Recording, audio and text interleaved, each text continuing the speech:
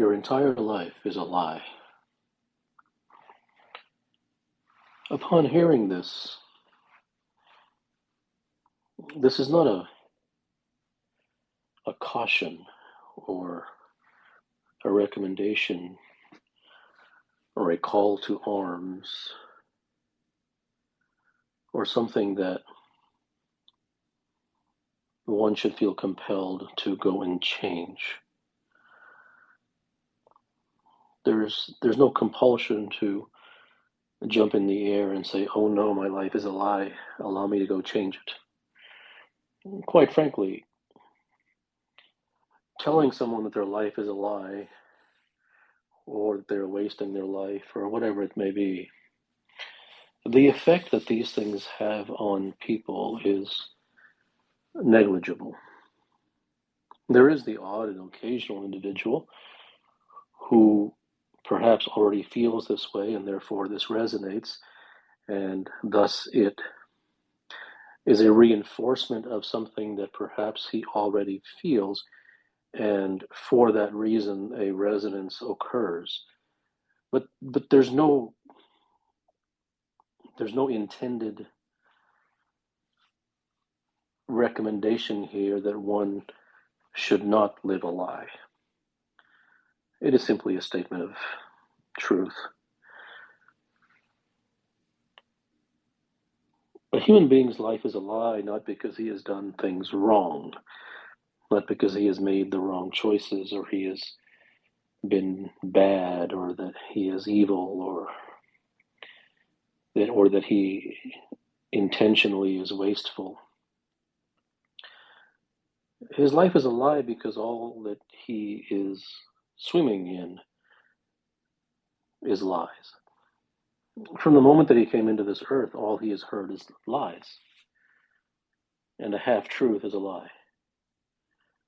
He has been given the bits and pieces of things. He's been given one fragment of an overall picture. He's been given outright lies. He's been told to do this and that. He's been promised that if he follows this or practices that he will get to X, Y, and Z. And he is told that he should do this and he shouldn't do this. And the entire picture that has been painted for him has all been a lie. And the source of those lies is basically all of his friends, his family, all of society. And in the vast majority of cases, particularly the closer to home it is, be it one's family or friends or those who are close to the individual, there is never any ill intent. It is just that humans do not seek truth. They've been conditioned for so long by lies that they begin to parrot those lies. They begin to regurgitate those lies. What a human being becomes his environment, and if one lives in an environment of lies, the only way that he won't live in lies is if he is so adverse and has such a distaste for society that he completely and utterly walks the other way upon contact. But such human beings are practically non-existent. They do exist, but very, very rare. Humans do not shun society. Humans embrace it. Humans move toward it. And in doing so, they move towards lies. So whatever one thinks are the cause of his problems are lies. Whatever one thinks are the solutions to his problems are lies. The lies extend so deep that even the attempt to solve one's problems has nothing to do with the real thing that one is most effective in pursuing. Even the pursuit is lies because it is based upon a false premise. If one believes that X is the way things are, then he'll begin to pursue the X. And since X is not the way things are, then his very pursuit is fundamentally chasing something that isn't true. And therefore, that pursuit leads to other things. And It is one complex lie after another. Nothing is what one believes it to be. Nothing is what it seems to be. All that one thinks one knows are things that he has imbibed from society. They are not truth. They are lies. This does not mean one should change. This does not mean that one should stop living in society. This does not mean that one should wear earplugs or put cotton in their ears. This does not mean that one should stop reading books or stop watching the media or stop listening to intellectuals or stop listening to mental models or stop following prescriptions or stop following religions or stop following spirituality or stop following self-help. It doesn't mean anything. It is simply truth. And there's no attempt to convince anyone of it.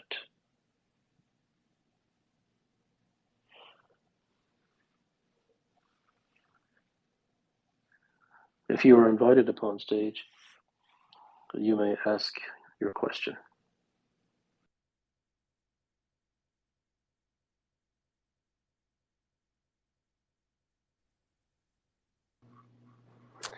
Hi, Kapil. I just had a question about greatness. I remember you did a podcast on greatness and how Tiger Woods. Let's use Tiger Woods for example. Um, do you think he is considered great because how he was born that way, or do you think that he became great because of um just he that's what he really wanted, that was his ultimate desire, or do you think that's something that's innate in the individual? I think the things that are I think the thing first of all I will say that I think anything can be attained, but I think the things that tend to be innate are talent and a DNA, a way of thinking, a certain nature. If one has an intensely social nature, if one has a nature and a DNA to follow others and to be swayed by the world and to love socialization, those people don't become great because they're followers.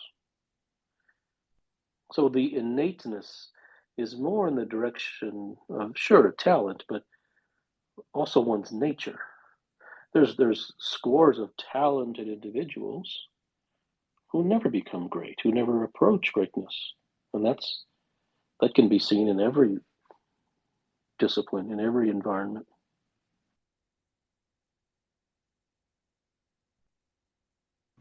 Thank you.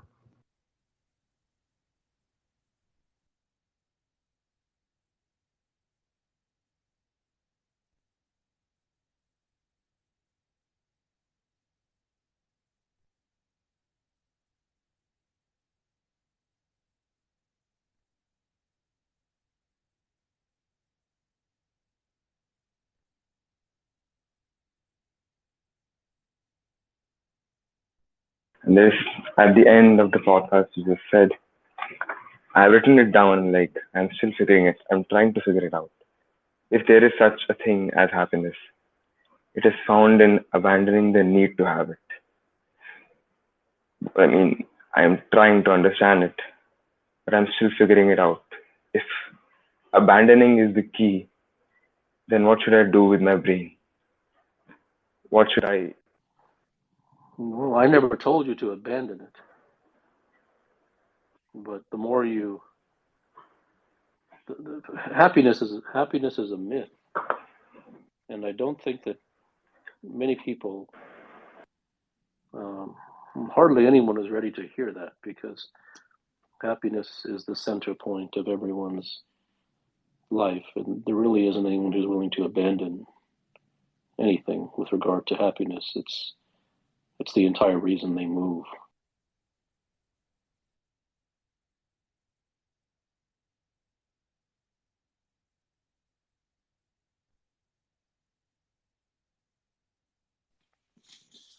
Hello. Um, Is it possible to discover my own, to discover what I'm truly seeking if there is even a little amount of fear or little amounts of needs are present in my life?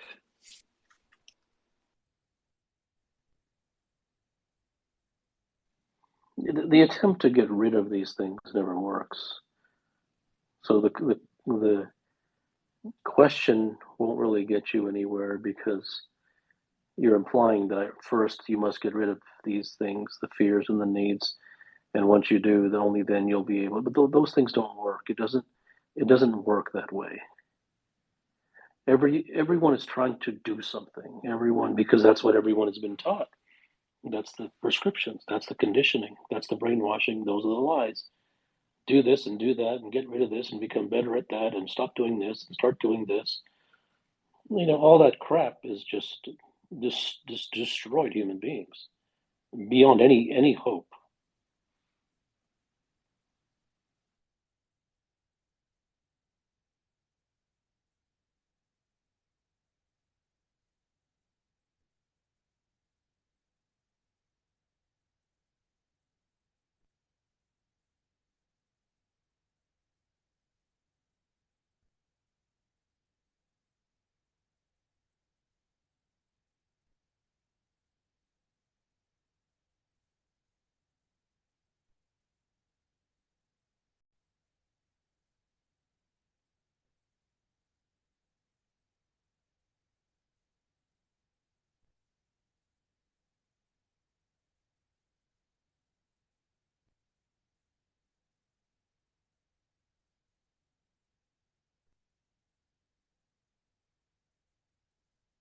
Hello.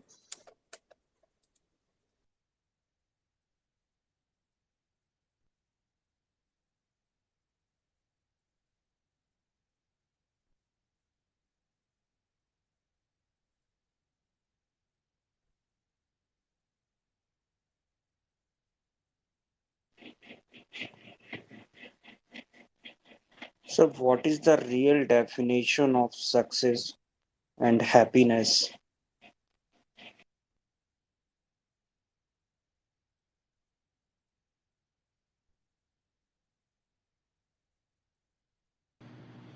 Hi, Kapil.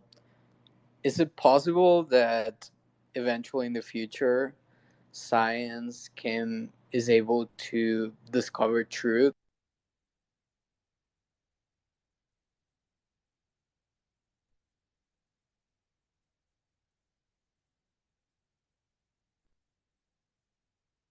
Intelligence and, as you said, nature is limited by our DNA, and then as we grow up we are kind of molded by our environment, the society, the rules the society has, and all that. Do we really have a say in our decision making? I mean, there's no straight answer to this, but I just wanted to know your opinion that do we really make is there free will? Basically, that's what I'm asking, to make. Well, the decisions that you make really aren't made by you because in order to make a real decision, you have to know the state of affairs.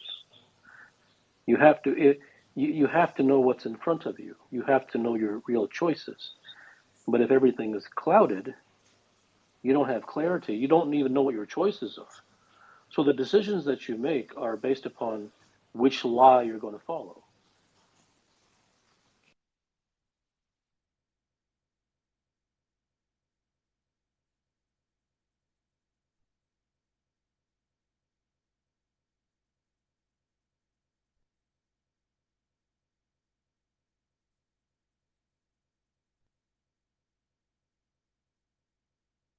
Please elaborate the two or more lines that.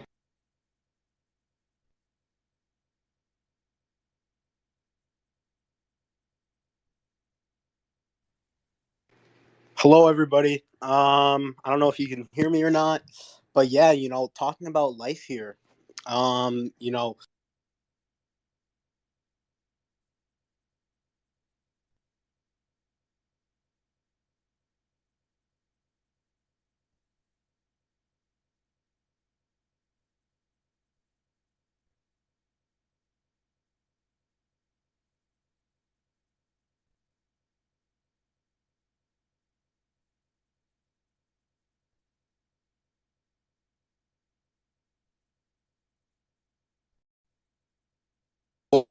causes a man to believe that he is his mind?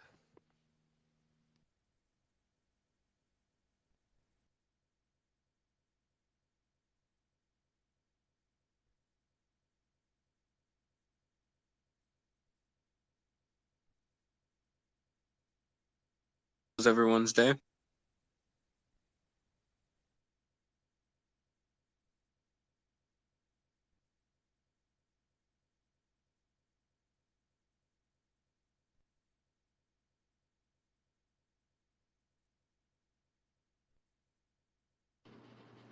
Hey, what do you mean by prescriptions? And could you please define money? Thanks. Prescriptions are how-tos, methods, techniques, hacks, 5-step plan, 5 steps to be happy, do this, do that, practice this, stand on your head, smack yourself in the face, sit quietly, watch your thoughts, clean the wax out of your ear, pick your nose, whatever it is.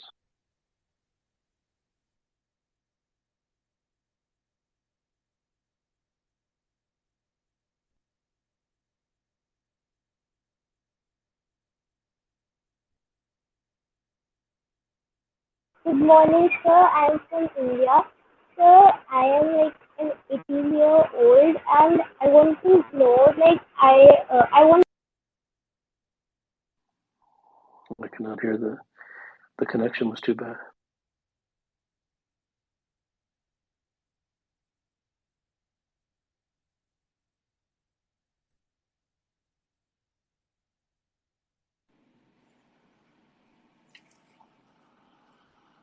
What's the best method of making sure I'm happy when everything around me?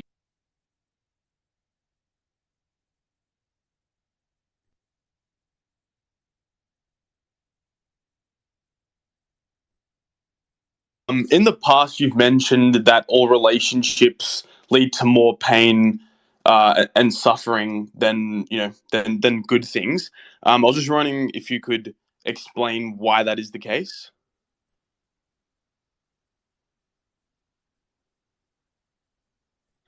That's a very complex topic for me to describe in this podcast, but I honestly will say the simplest answer to that is to look at your own.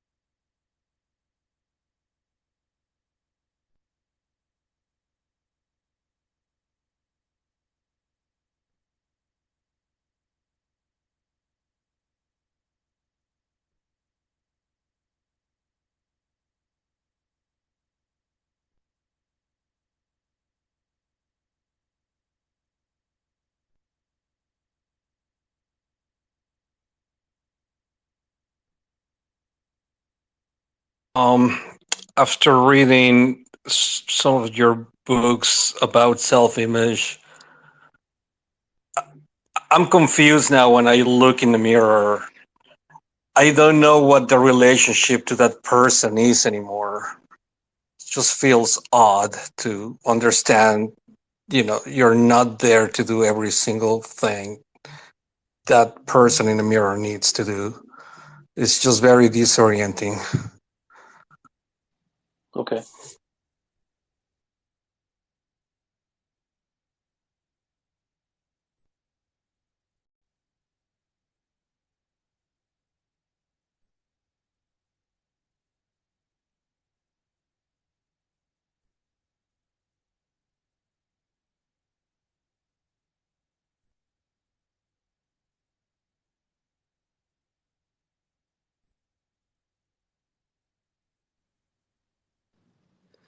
Hi.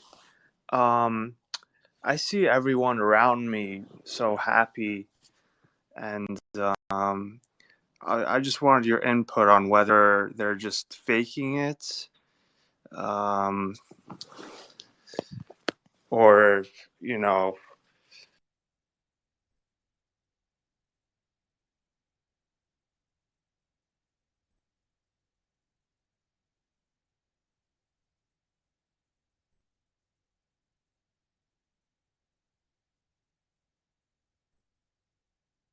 Or is it practice? What is it? It depends upon the context. If you're trying to learn, I mean, like in any, I want to know learning in term of any art form, learning an art form, directing a movie or painting, anything like that.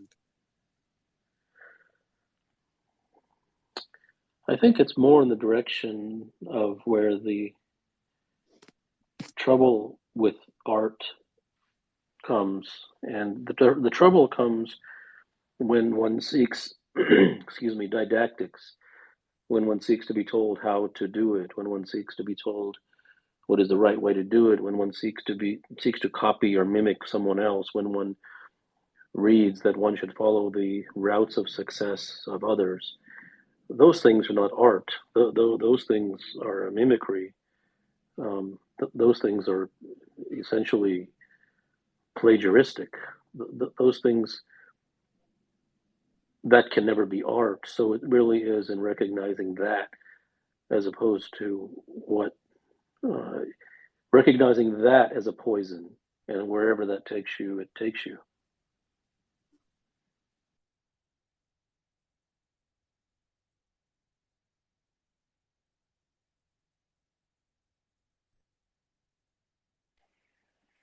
What do you consider as a good question?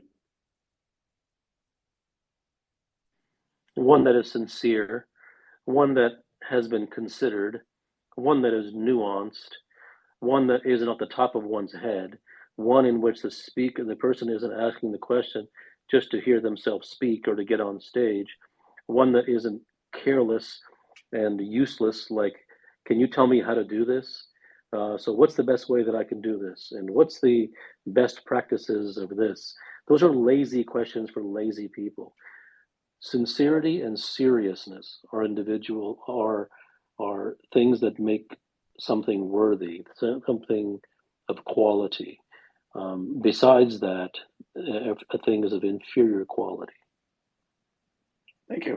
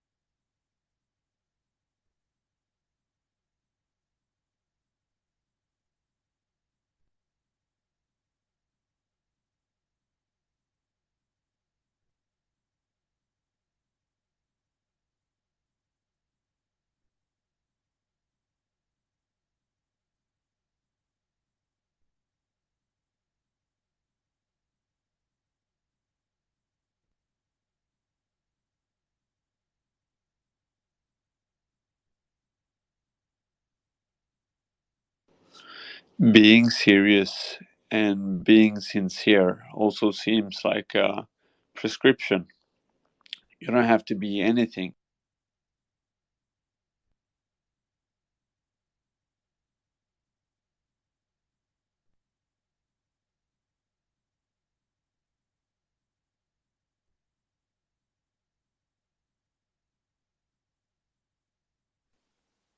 How does one live in silence, remaining in the society? Thank you.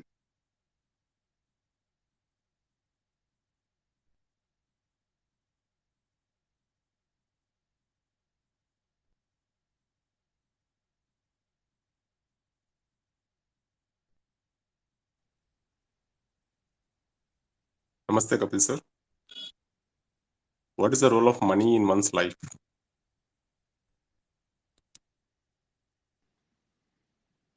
is the role of money in your life?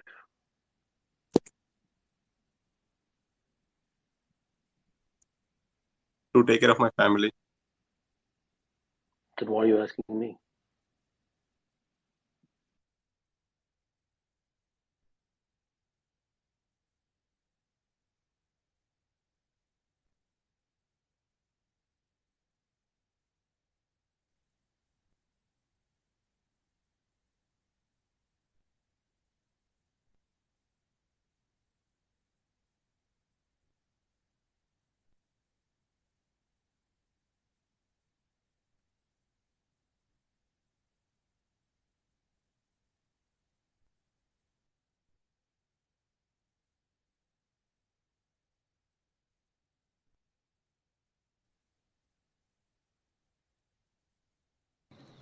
What is worth chasing?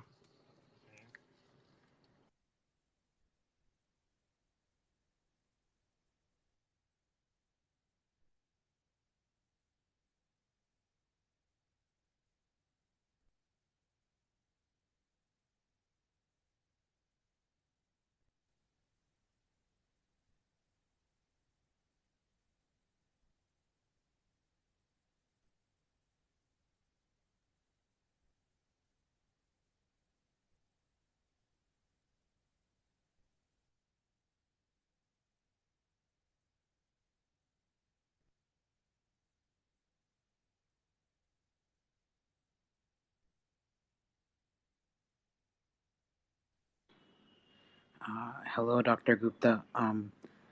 I wanted to ask, what if someone falls off if someone moves away from the truth and they were on a path, what can they do to get back on the path?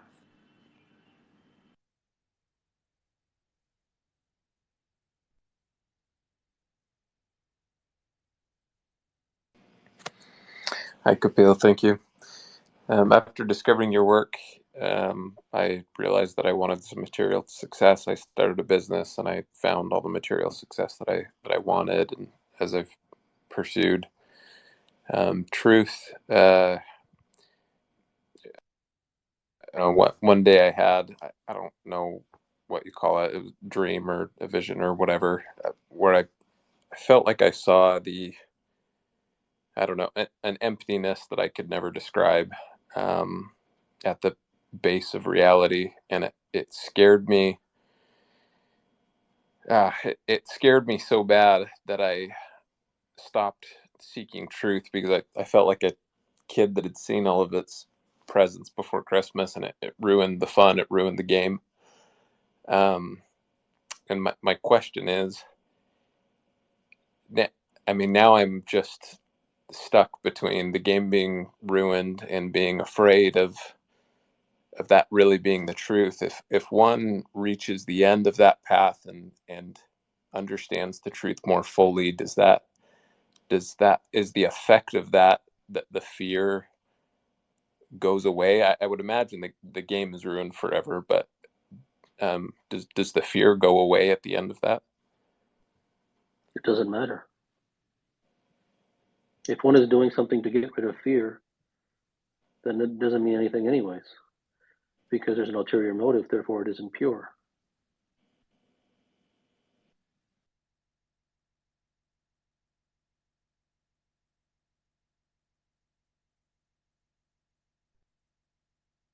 Hi, Bill. Thanks for sharing your insights. Since life is a lie and therefore the self is also a lie, where does the true desire comes from? Thanks. Well, it sounds like you're taking my word for it. I didn't say life is a lie. I said your life is a lie. And that doesn't need to be taken at face value. That's something that you have to examine for yourself to see. You can't just take it at face value, because if you did, then you'll just say, well, you said this, and therefore, since that's the case, then what do I do now? And then that'll just be one question after another for the rest of your life, because you just took my word for it. There's no belief here.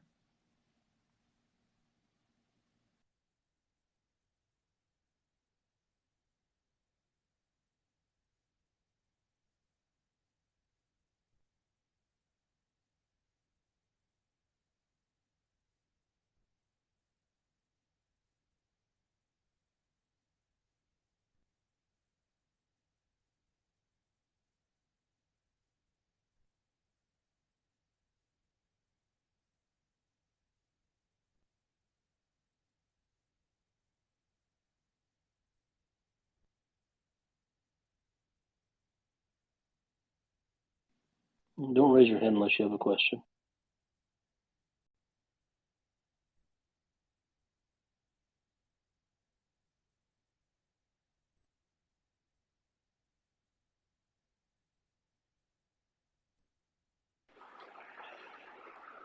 Is there truth beyond understanding oneself to the deepest level and how the world around you works?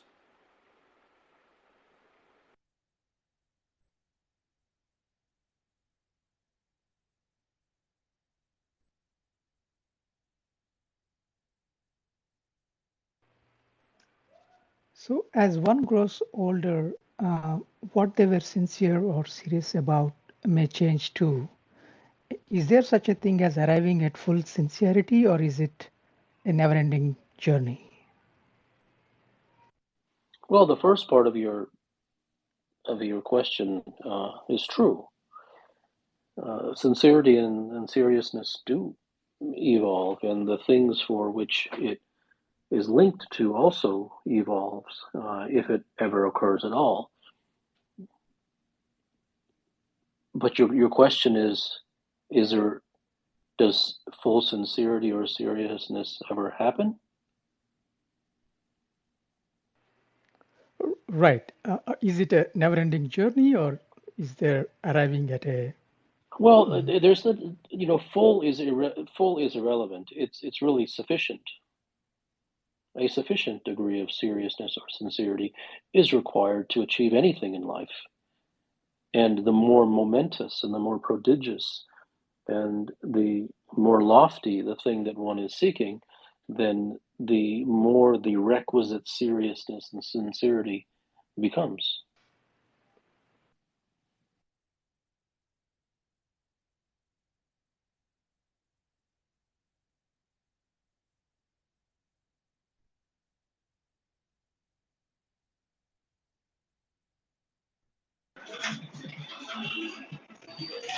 Hi, I have a question. Do you think is there any logical explanation of all this?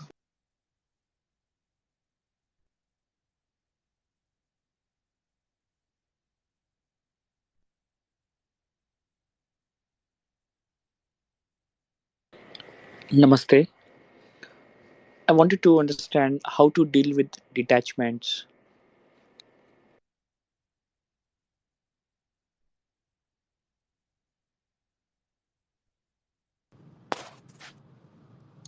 Is seriousness and humor, or are seriousness and humor mutually exclusive?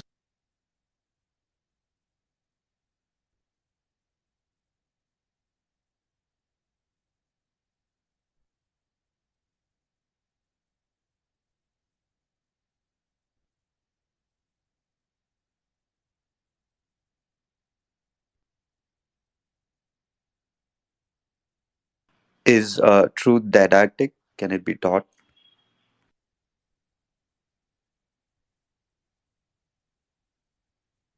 Truth can be taught, but it really depends upon the DNA and the degree of longing of the one who seeks to be taught.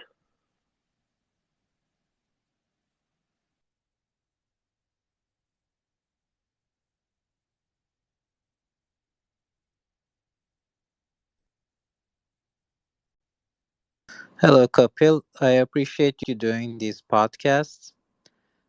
How does one identify another sincere individual? Well, it doesn't really matter. It only matters if you're sincere.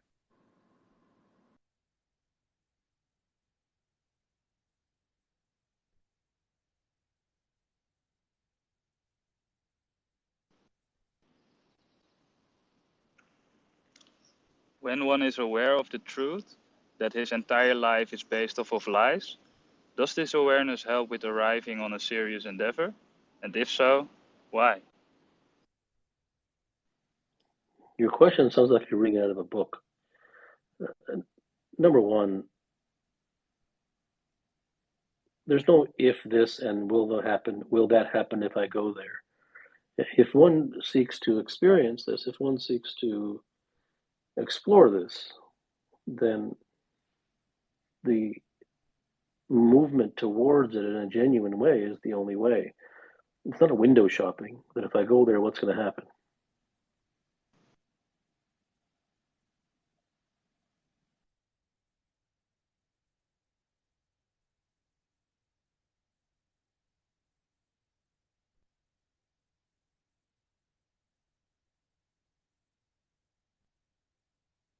Hey Kapil. Basically, I went all in on my dream. I made it come true. Now I'm done with that for about a year, and I feel pretty dead inside. And I'm trying to understand uh, what to do. Like, am I supposed to be running at 100 miles an hour all the time? And will this ever end?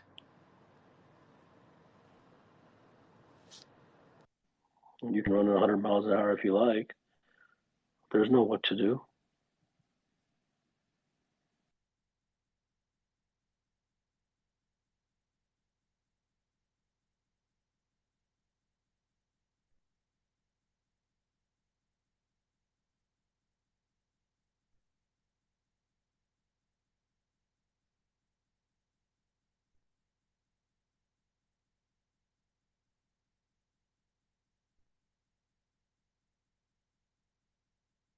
Hi, thanks for taking me in. So my question is that lately I've been focusing a lot more on myself and I've been achieving quite a few things professionally, personally. But at the same time, I've been finding myself in a constant loop of comparing myself to others. And this is not something that happened previously, but right now, as I grow more ambitious and I do bigger things, that is something that is happening to me. So how do I tackle this?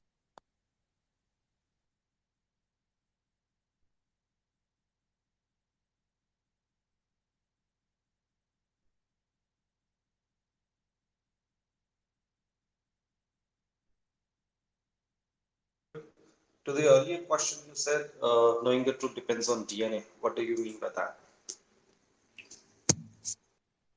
What don't you understand about that? Sorry? You didn't hear what I said? No. What don't you understand about that? I mean, everybody's DNA is not same, right? Then if you don't have this the specific DNA that you're talking about, how will one arrive at the truth? That means everybody is like out of the race, right? Is that so?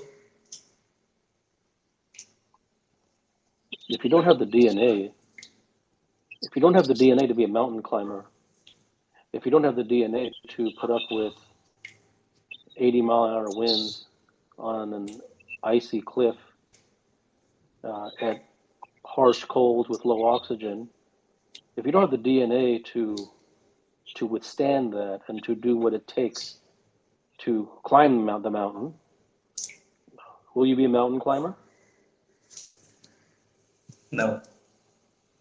So does that mean that you won't be anything? No. But it means that mountain climbing is not for you. But there may be other things for which you do have the DNA for. But most human beings don't have the DNA to seek truth. That's so so that's just true. So you may not like the answer because you're used to books telling you that everything is good and just think positive and think happy thoughts and one day you'll get there and practice this and that and do all this crap.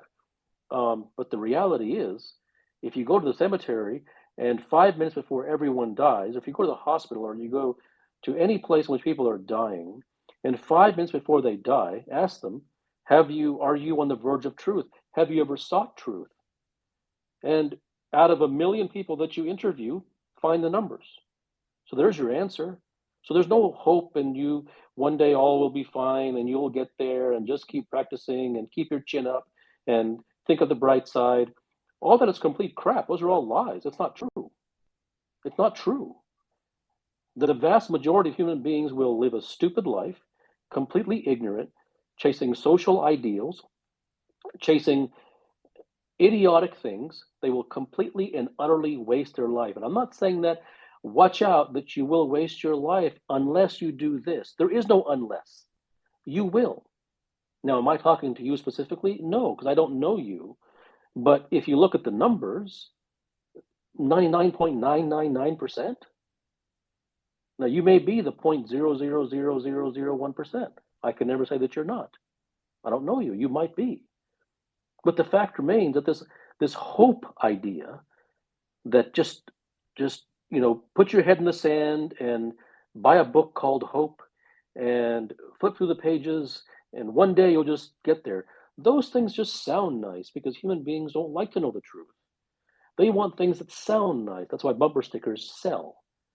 That's why bumper stickers are shiny. They're colorful. They're gold plated. But that's just not true. And it isn't true because I say so. It's because the evidence says so. So there's some mild, almost fear and outrage in your question that if I don't have the DNA for it, then that means that I'm just not going to get there. That's just not acceptable. Well, that it may not be acceptable to you, but that's just the fact.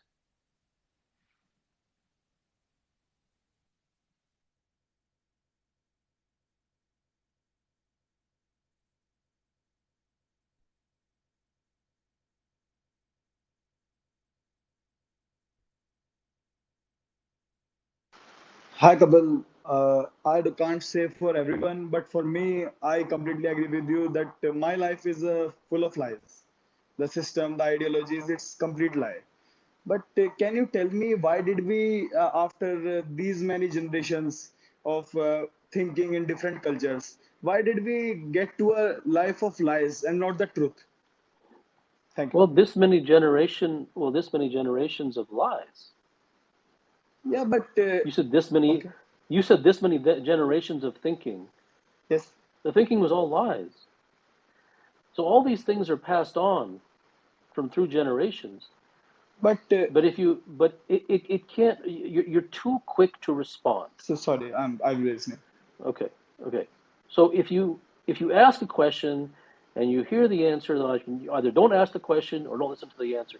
If you're going to keep coming back with a retort, that means you're not listening to the answer. Not that you should, but then why'd you ask the question? Sorry, please continue. Human beings do not seek truth. So in any given generation, how many are seeking truth? 1, 3, 3.5, 4.375? Okay. So if only 4.375 individuals in every generation are seeking truth and the rest are all lies, then what's going to get passed on? Things don't evolve towards betterment. They devolve towards degradation. If you look at society, society is getting worse with every generation. It's not getting better. It's getting worse with every generation. If you look at the children of each generation, they're more and more stupid. They're not more and more intelligent. They're more and more intelligent as to how to play video games and figure out computers, but they're more and more dull. And the reason is because the society in which they're not their fault. The society in which they are born to is more and more dull. Each successive society, each successive generation values the lower and the lower and the lower. That's why all the books that are published are trash. That's why the bestseller lists are full of trash. That's why trash sells. That's why every movie that's put out is all about special effects and curse words. It isn't quality, it isn't art. That's why sports has gone downhill. Everything with every generation goes downhill. So your question was a surprise that, well, with every generation, after all this thinking, why would we still be living in lies? And your implication was that with each successive generation, through all that thinking, that there should be a movement towards higher things. There should be a movement towards something that's more evolved, when it's completely the opposite. If you look at society, everyone is more comfortable today than they were 100 years ago. And yet the comfort increases, but the stupidity also increases. Humans are dull. Humans are beer drinking, bar chasing creatures. They are lower than the low. They have become the lowest in the history of human civilization. And 5 generations from now, you might have super duper computers, and you might have jets which fly you to the moon, but those who ride those jets will be idiots. They'll be even more idiotic than they are today. And there'll be even more beer drinking going on those jets than there are today. So with each passing generation, it is lies that are taken to an exponential level. There's your answer. Thank you.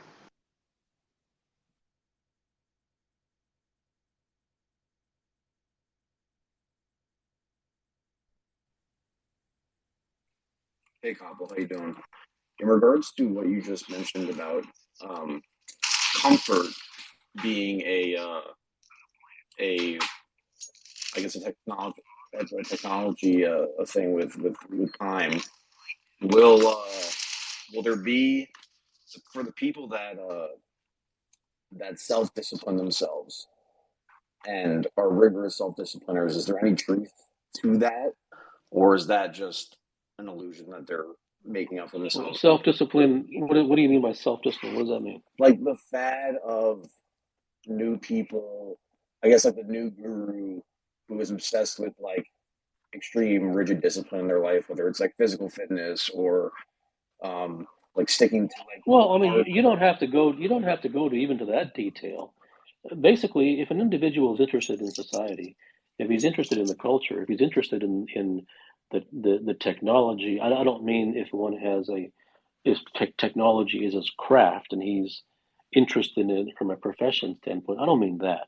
I mean in terms of believing that technology is going to make him a better person or make him evolve, or have some idiotic app which makes you meditate, or thinks that an app can actually make you think better or be more calm. They just these stupid ideas that are so insane, laughable. A person who is amenable to these things, a person who craves or is moves towards intellectualism and reads the latest books about those wearing togas and stoicism to make themselves sound smart. Those who subscribe to society and to the world and to all of the disciplines of the world, you don't have to go to the level of, well, fitness or this or that. You don't have to go to that detail. I mean, just generally, those who subscribe to the world of people and their beliefs and their systems and politics and the media and just the whole thing as a whole, that individual who was moved and swayed by those things, who lends more than 2 ears to those things, that individual will just devolve along with the rest of everyone. Everyone is basically doomed. And the only way not to live a fiery hell of a life and to die stupid and ignorant, having achieved nothing of any substantive value, is if you're complete contrarian. Not for contrarian's sake, but because one recognizes the superfluousness and the superficiality and the cosmesis of society in his heart. If that and that's a DNA, that sort of thing is a DNA. Usually it's an individual who moves against everything. He's just against everything, and he can never pinpoint where that came from. It's just a DNA. So it isn't even self-discipline. That's a societal idea. That's an intellectualism. That's a how to discipline yourself. Make sure you have a routine and morning routines, and make sure you eat avocado toast, and make sure that you breathe properly in the morning, and make sure that you have an ice bath, and all these idiotic things. There's no discipline, because those are also societal movements. It is a natural inclination without choice of turning one's back on the idiocy of society by recognizing that all of life in the world, all of the world is a circus. And anything short of that, using fancy words like self-discipline, is not a movement away from that. It's a movement directly into it.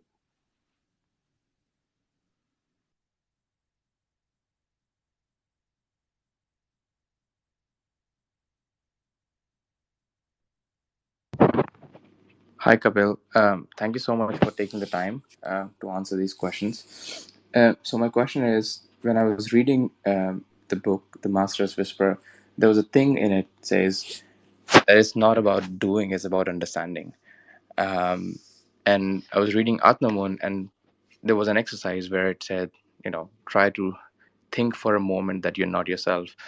And that moment felt like, of course, I cannot explain it. And since when I read this part, and I'm trying to attach myself with this inner me, I'm just having this voice from within screaming that it's like I'm made for. I'm made to do something great in my art, and this is making me very restless, very emotional. And then at the same time, it feels like. So what's your question? My question is, what should I do about this voice? So is it because is there no doing? If you're going to ask what to do, if you're going to ask how to, if you're going to ask how to deal with, don't raise your hand.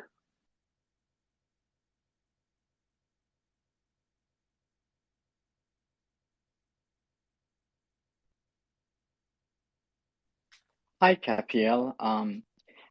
My question is, what is the purpose of asking questions when truth can't be delivered in words? Truth can be delivered in words. Okay.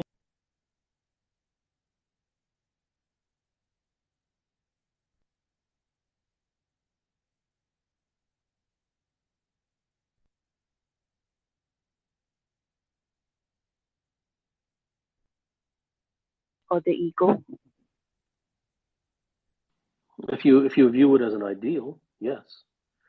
That's why it's all about understanding. And the trouble is that when people read my work, they prescriptionize it.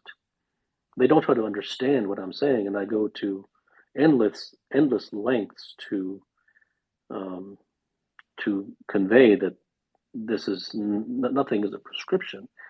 But there's nothing that I can do if someone reads something and they, for instance, hopelessness, and they turn it into an ideal, and they say, well, I must now become hopeless, and you have to read the essence. Everyone's become so robotic because they've been taught to be a robot that as soon as you look at something, you find the take home message, and then you go practice that, and that idiocy doesn't go anywhere. It just makes ignorance. So it isn't about taking what I say. I don't understand how anybody can read my work and think that there anything about it is prescription. I simply don't understand that. It's all about understanding. It's all about there's nothing that I say to do ever, but well, you can turn anything into a doing. I can use the word the, and you can go practice the-ing.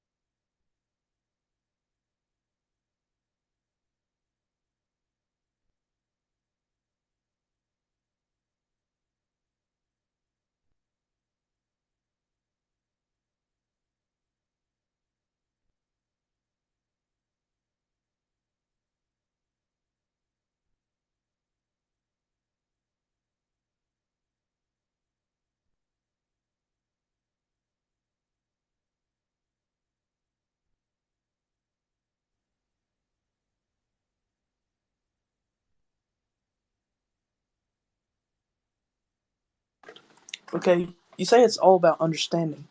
What are you trying to get Well, across? wait a minute. No. I don't believe me. If to you it isn't about understanding, okay. Don't believe me. No, I know. Don't base it upon what I said. Don't base it. Your first words were, okay, you say it's all about understanding. Game over. No question.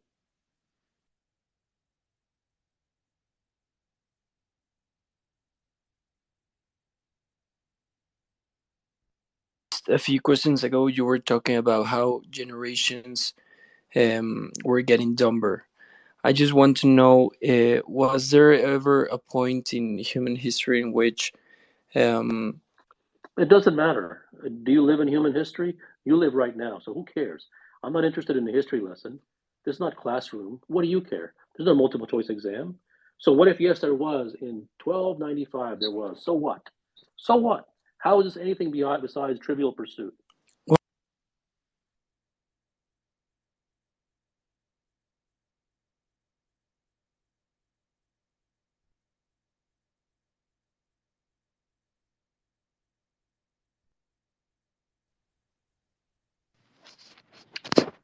How do I become more self-aware and aware of others? Did you not hear me earlier when I said that if you have a how-to question, don't raise your hand?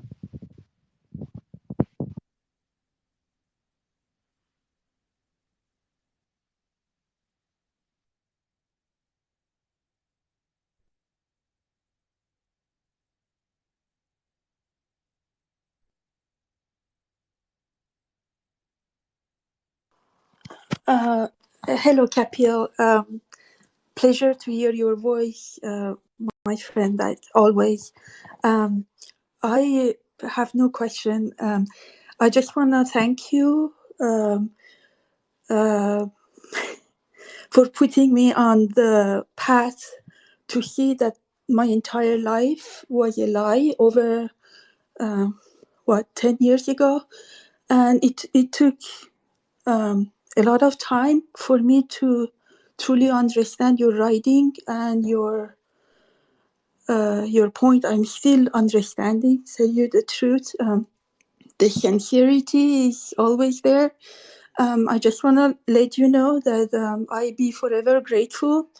What I have learned these past 6 months has been life changing, and I think that it helped me understand how my life as a doctor before was totally a lie, because I was chase after chase. Like I was like a machine doing things automatically, competing, trying to better others. But now, for the last 6 months, um, I am so grateful to you, because I have found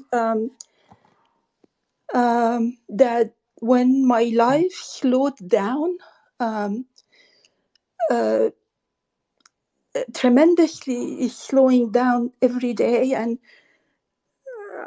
sometimes I just go find a place alone, a meditative spot around a lake or something, and slow everything down with long observation time before doing anything. I have my sketchbook, my plein air, painting material.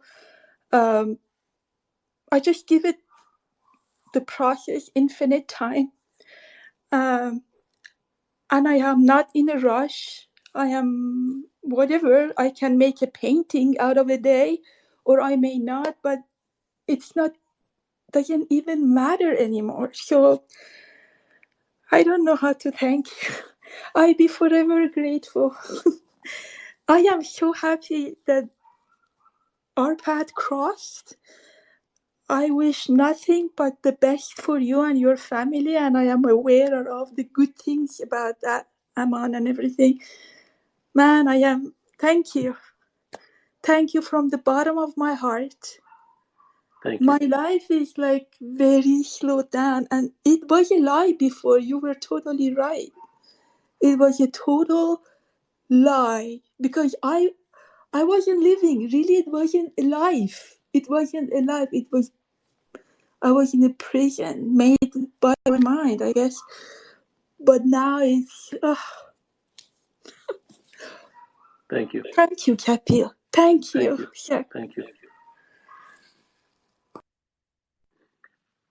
Life is painful, and it deserves seriousness, because the one life that a human being has is the only life. It is the only thing he has in this world. just his life or her life. It is serious business. To insult one's life by chasing how-tos, to insult one's life by trying to read a book or listen to someone to give them a 5-step plan or a method or a hack. It is so demeaning to one's own self. It is so diminishing of the value of one's life. It is like attempting to build a crib for one's child and trying to read a how-to book and put all of one's faith in the how-to book in making a safe crib for the infant. Nobody would do that because the infant is important to the individual and one could not risk that. Yet human beings risk their lives every day. They insult their lives every day. By relegating them to reading magazine articles and 400-page books about self-help, that's how little human beings think of their lives. There is no seriousness in this world. There is no sincerity in this world. And this is why humans live lives that have no value whatsoever the way they are living them. That is why anxiety and pain and disappointment and fear and misery and suffering are the order of the day. And the world and its minions and their spiritual gurus with their meditation and their incense and the whole gang comes to sprinkle their nonsense upon things that are serious problems, deep and serious pains that humans have, and to come and diminish them by telling them to go meditate, by putting them into exile, into a corner, and saying, go practice mindfulness, you'll be fine. It is the height of hypocrisy, and it is an insult to the value that is a human life.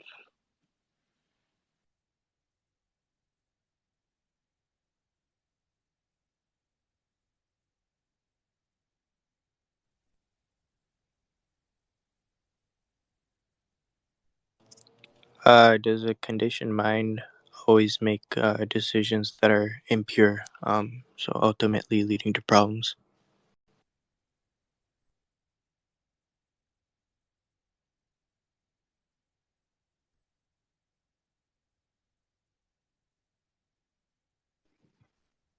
Hey, Kapil. Thank you for doing this. I just have a tweet I want you to a bit more explanation. I'm not going to elaborate. Okay.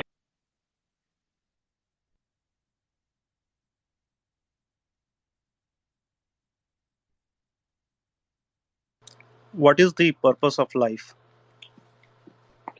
It has no purpose.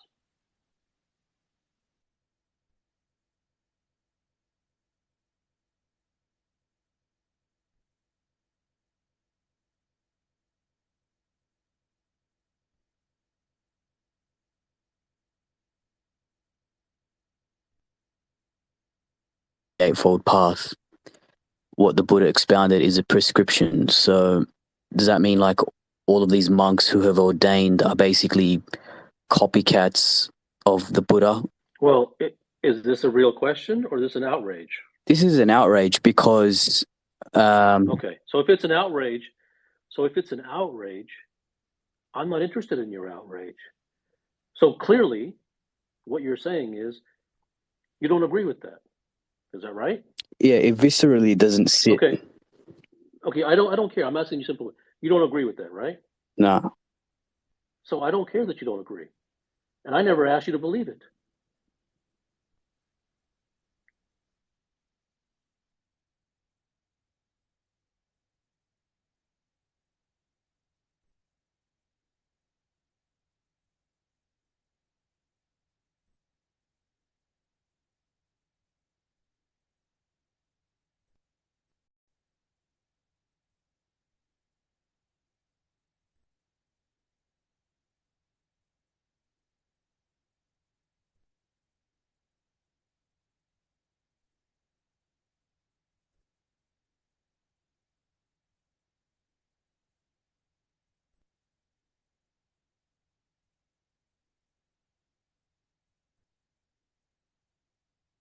So, can understanding and sincerity be transient, and can previous conditioning take over whatever breakthroughs one has made? Well, if one sincerity can be transient, I mean, it all depends upon the person. But understanding, these are just words, right? But generally, if one really understands something, then they understand. I mean, if one calls it understanding, but they actually memorized, or they actually believed, or opined, or they took someone's word for it, then they could cover that up and call it understanding. But if one really understands something, it tends to be with them. It tends to stay.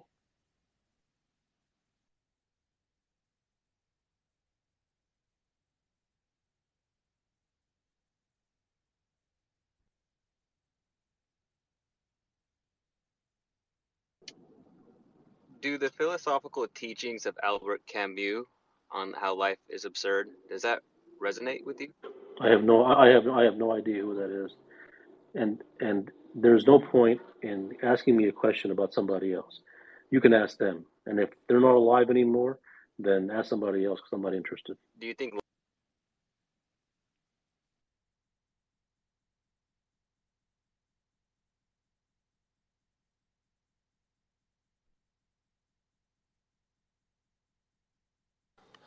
Thanks, Ida.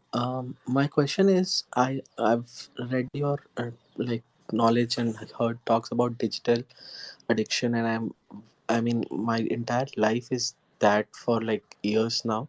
I understand the harms of it, but I just cannot put my phone or my computer down. It's like I'm helpless. There's nothing that I can say to help you how to do that.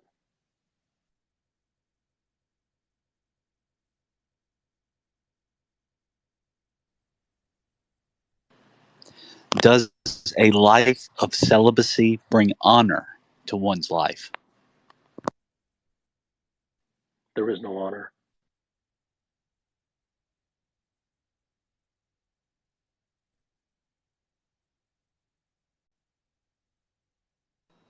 I had a question about thoughts. So why do like certain thoughts rise in certain critical place?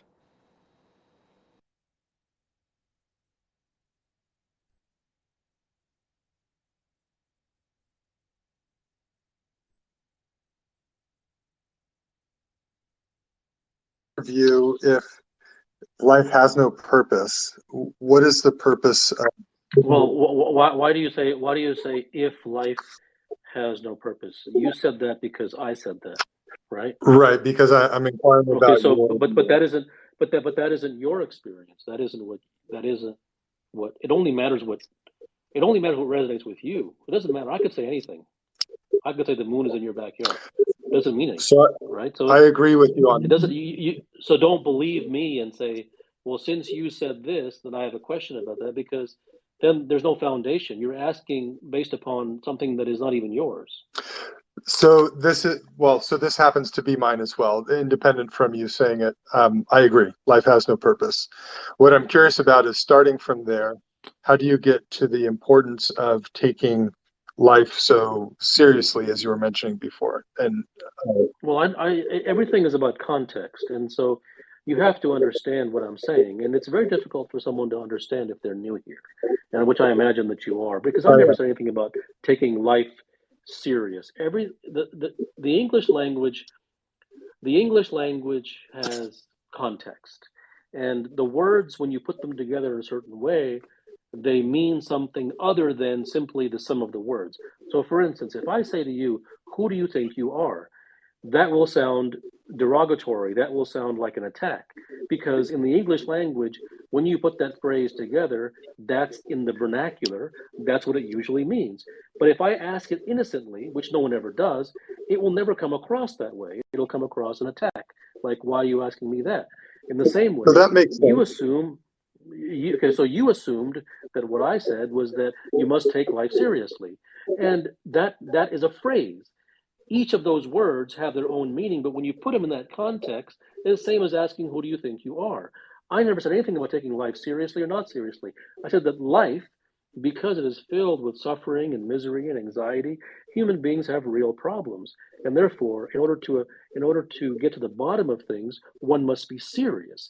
One can't take a fleeting approach at them. One cannot just swipe them away using nonsensical things. That is very different than saying take life seriously or not seriously. That's a whole other context.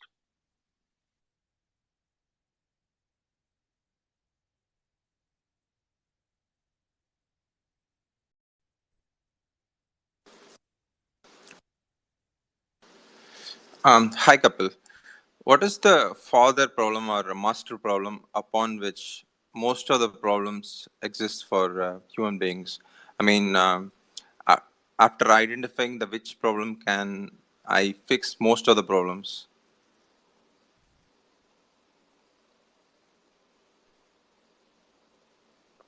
Well, I would say one of the foundational things that a human being absolutely, I'm going to say has to get over, but by saying has to get over, it doesn't mean that they should.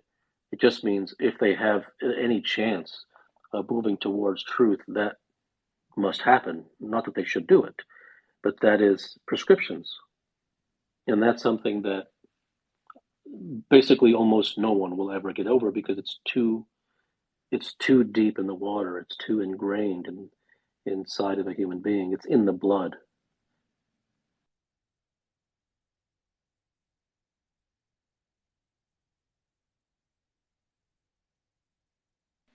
Hello, sir. After being exposed to your work, the part about the prescriptions really resonated with me, and that's the one thing that I've been able to, sort of get rid of very naturally and very easily. Because there's something inside of me that always that it just kind of worked.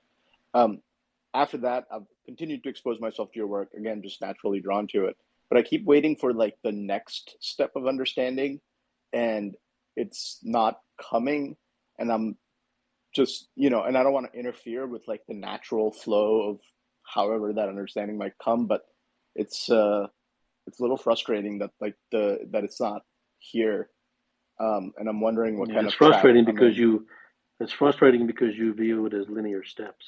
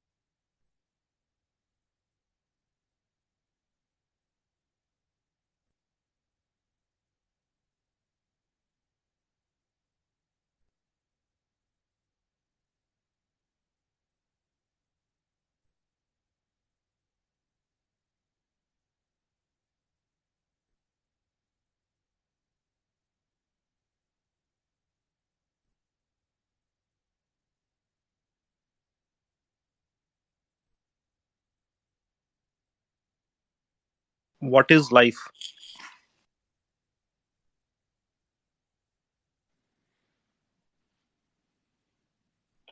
Are you dead? Not yet. Then you should know.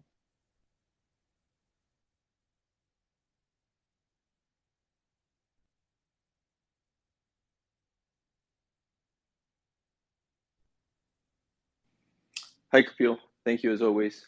I realized my life was a lie after achieving my professional goal that I worked years to accomplish. And although it gave me a sense of accomplishment upon achieving it, I also realized my life was a lie because the accomplishment didn't do for me what I thought it would. It didn't live up to the expectations of, solving my life's problems.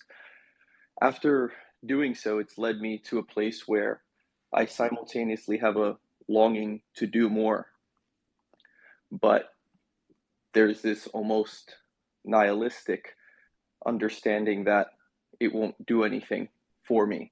And it's truthfully left me stuck in a place where, like I said, I'm longing to do more, but I have the nihilistic, almost nihilistic like understanding that it won't do anything for me. So I feel like I'm stuck in this position with this conflict between these two ideas. And I have any insight? I can't help you how to get unstuck.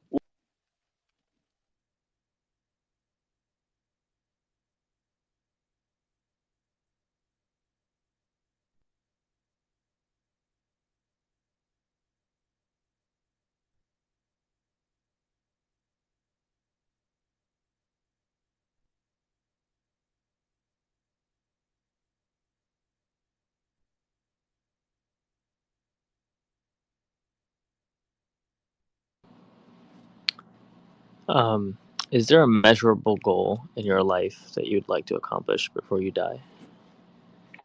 What do you care? All that matters is you, not me.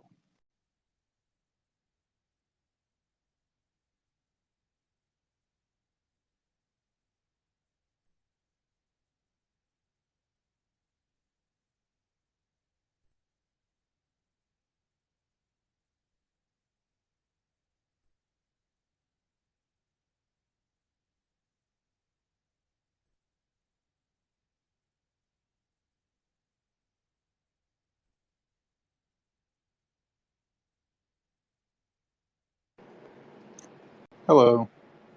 Given good health, basic shelter, what is the most effective use of money? Familial prospects, thrill, legacy, uh, creativity.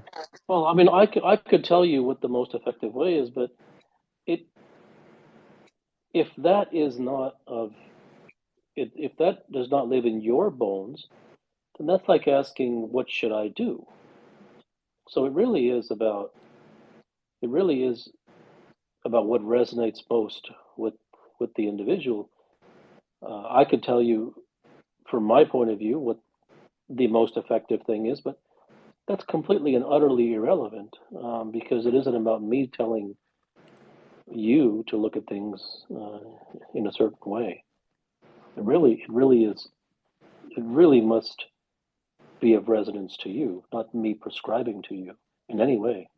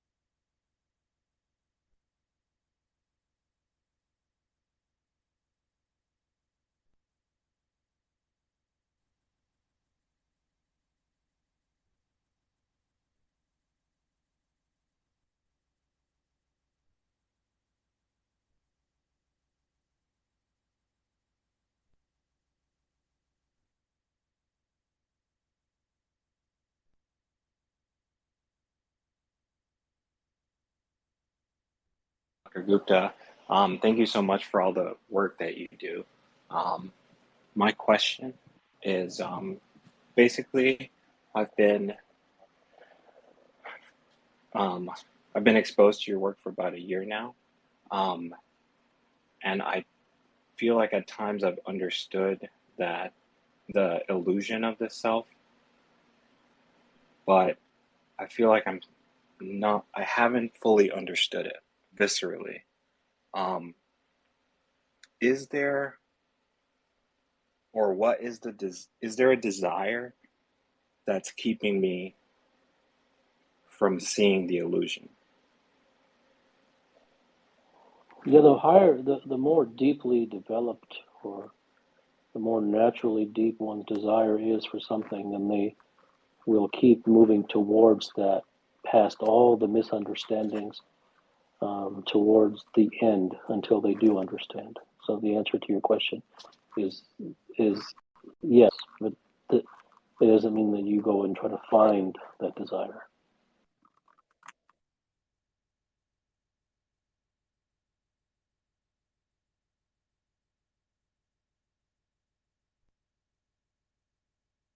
What self-realization?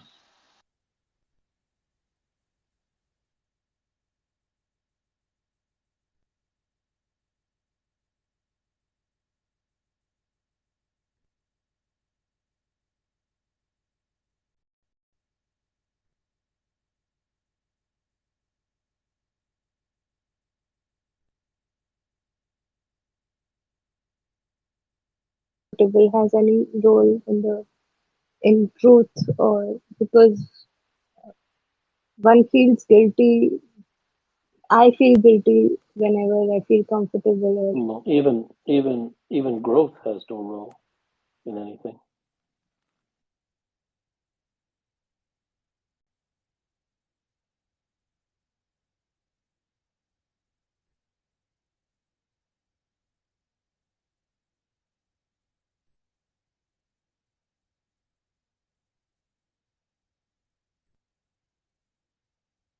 This is my problem, that ever since I came across JK's teachings, I've not been myself lately. I think I have become more miserable and less ambitious. This affected me in a negative way. Like I lost focus on my goals. Everything seems pointless and meaningless, and I don't understand, why this is happening. And this is my problem right now. I'm facing. Do you have any answers for that? Thank you. No, I have nothing that I can tell you to do.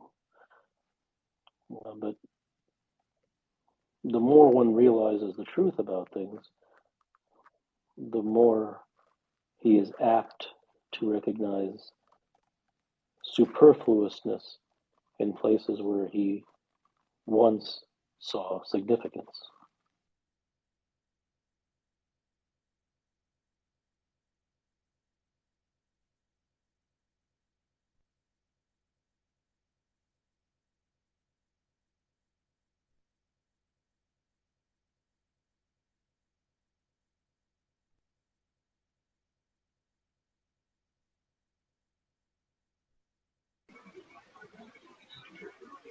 Hi, Kapil.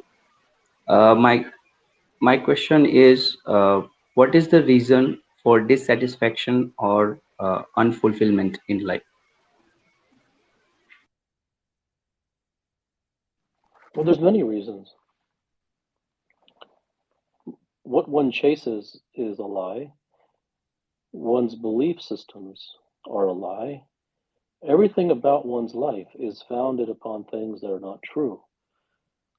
So how can there be satisfaction?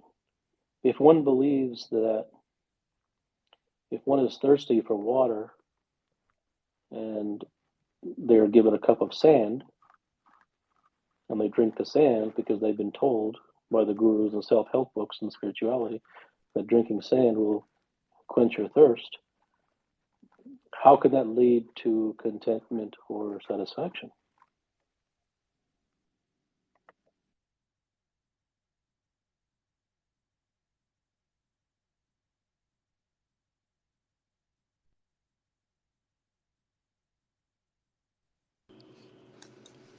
When did you realize that your answers were true or final?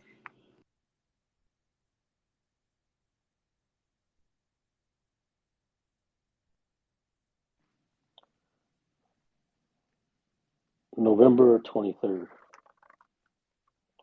Does that do anything for you? Yes. Good.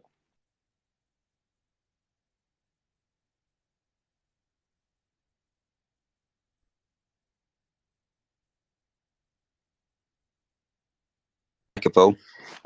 Last time I was on, we were speaking about truth, and I just wanted to ask: do you believe, or sorry, you don't believe? Is consciousness a fundamental truth? What does consciousness mean? What do you mean by is consciousness a fundamental truth? What does that mean? Right now, are you conscious? I am conscious, and So is that true then? So is that a true thing, or are you lying that you're conscious, but you're really unconscious? I think it is a truth. So you think it's a truth? So right now you could be knocked down on the floor unconscious, but you're still speaking to me? No, it is true. Then I don't understand.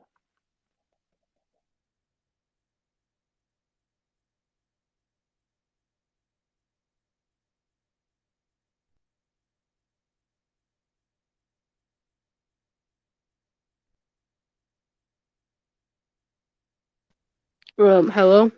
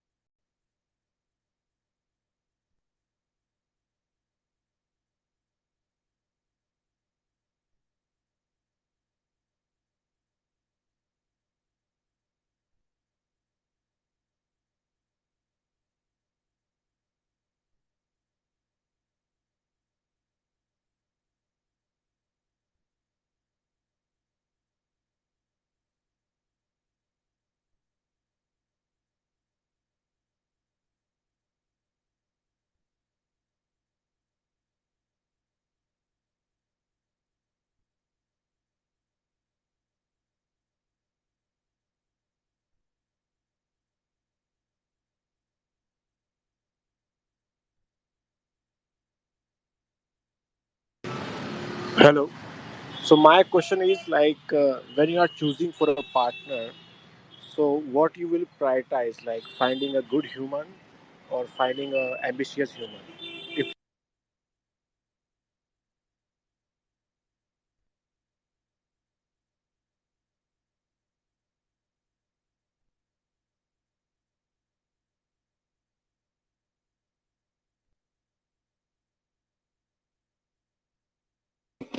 This is my first time listening, and let me say right off the bat that I'm not familiar with your work, but I've been listening now for about an hour, and I want to see if I understand you correctly based on how we're using the language. From my perspective, it seems to me that I have many lives, and that it's an illusion that I define myself by a certain name, which I try not to define myself by a certain name or anything like that, and really just to like live in the moment. So what's your question? My question is, do you agree? Do we have the same language? Do you agree with me that the idea that society calls you by a certain name, society sees you in a certain role and defines you a certain way, that sometimes brings us out of understanding who we are and what our life is, what that moment is, and instead tries to like set us on a path of seeing ourselves as connected with the person who had our fingerprints in the past, the person who will have our fingerprints in the future. Society doesn't. You don't need society for that. All of those things the person does himself.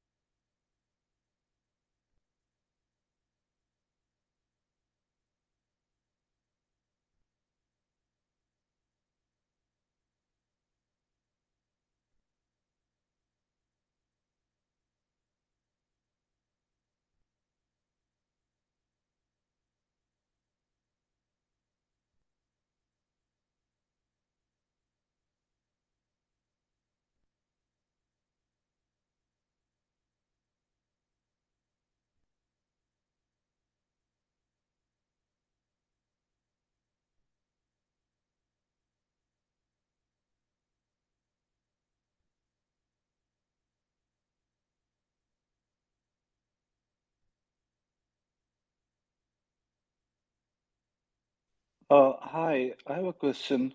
Do you have any biases that you can get to like you can't seem to get rid of? Thank you.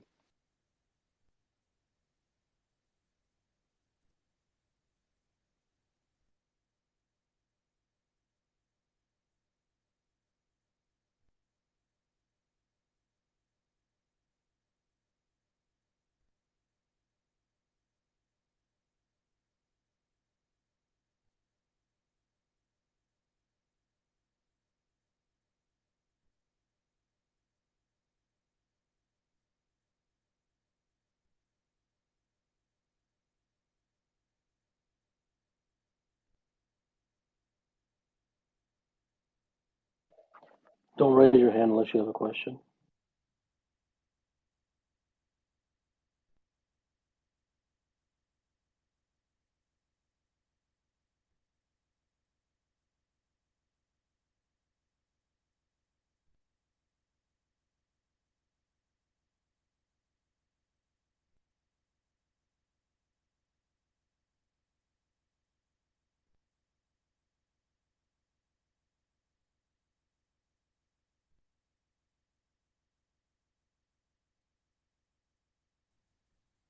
Hey Kapil, why does the title says your entire life is a lie and not my entire life is a lie? Because all you know is your life, no, and not someone else's. So what makes you say that statement?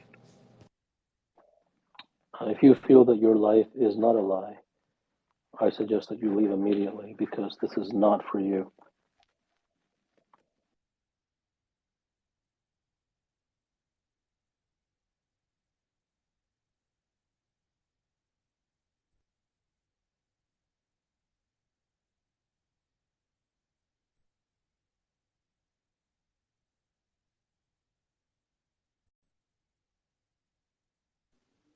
Hello, Kapil. In one of your writings, you wrote about transcendence, and my question is it is the understanding of the mind required for transcendence of the mind? I don't even, well, yes, if you have to specify what you mean. You can't just use the word transcendence because the transcendence of the mind, yes, that's more specific. You're asking, is the understanding of the mind required in order to transcend the mind? Yes, exactly. That's the question. Yes, yes. Okay.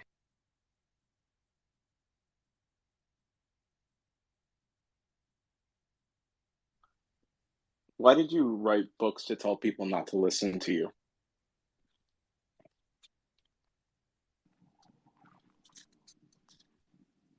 I don't write books to tell people not to listen to me. Because if you open those books, the title of the book is not "Don't Listen to Me," and every page of that book doesn't say "Don't listen to me." If someone wants to read it, they can. If they don't have to. If they have it, they can burn it, or they can forget all about it. Do you like laugh ever?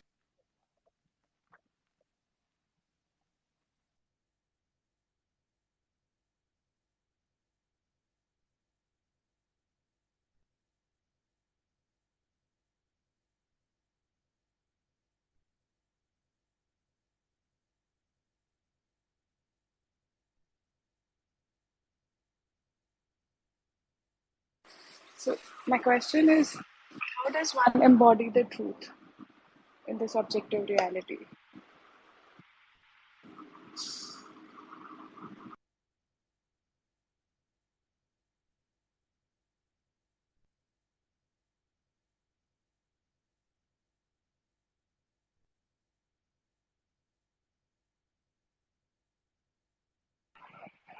Hi, Dr. Gupta. I read some of your books a few years ago, and they're very insightful. That time on, I'm basically devoted to a couple of things. My wife suffered a stroke about 6 years ago, and everything I do is devoted to her recovery, to her health, not expecting anything in return. I'm just devoted to doing that. The second thing is that I'm also devoted to understanding what's going on with our economy, crypto, all other stuff. I just spend all those times, and it's like even 3 hours listening to podcasts seems like time that didn't fly. And then I'm relatively free. I'm retired, financially free, live on the beach, do morning walks. I enjoy the waves, looking at waves, listening to birds chirping, etc. But the one thing that always comes up though is when I think about when you die, what happens? I really don't know. Where am I? Well, what happens when you die is an irrelevant question because the problems of life are more immediate and practical. As for your wife, I'm sorry to hear that she suffered a stroke, and but as for what happens after you die is irrelevant. The immediacy of life is what begs your attention. Okay.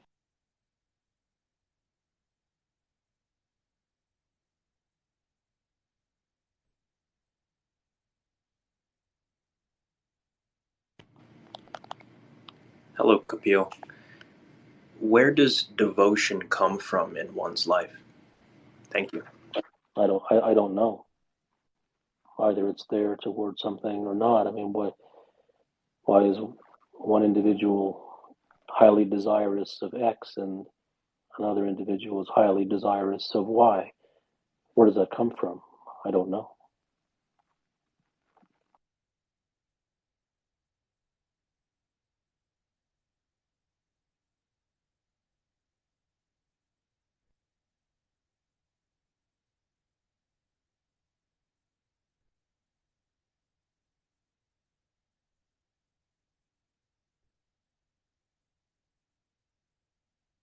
Is it necessary to understand the mind to transcend it, or is it possible to transcend? Well, that question has already been asked.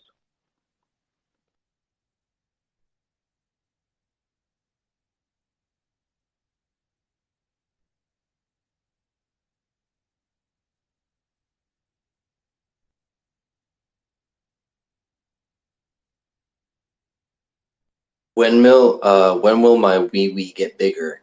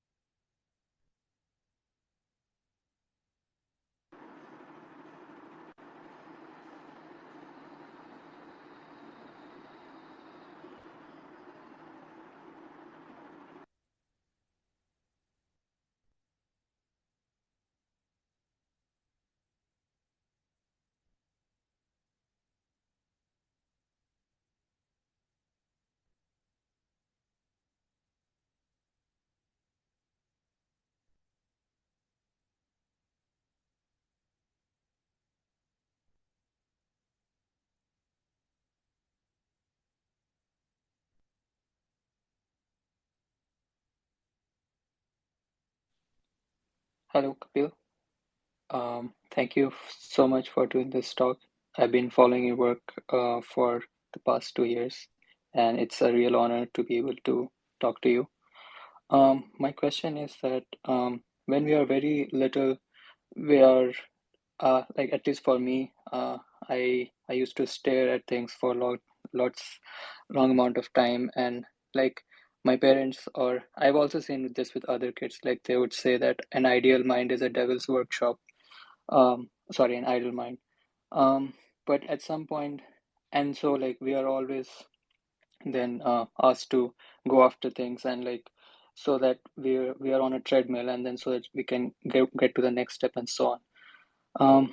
I suppose my question is like, I see that this is like a necessary skill that parents have to teach their children, like to just get punctual with things and like get on with life and so on. But is there a way for parents to sense that they are doing something that is somehow injecting that poison that you talk about, and like the conditioning? Um, yeah, like Well, the only way is if a parent, if it's not about his or her role as a parent, because there's no such thing. It's a human being, and it's a human being can only recognize the real depths of the mistakes they make. I'm not talking about spilt milk. I'm talking about one's ways, one's philosophies, the things that one believes in, the things that one subscribes to on a deep level. The only way those things are uprooted is if there is a desire to know the truth. And as I have mentioned, that's an extraordinarily rare thing. Mm.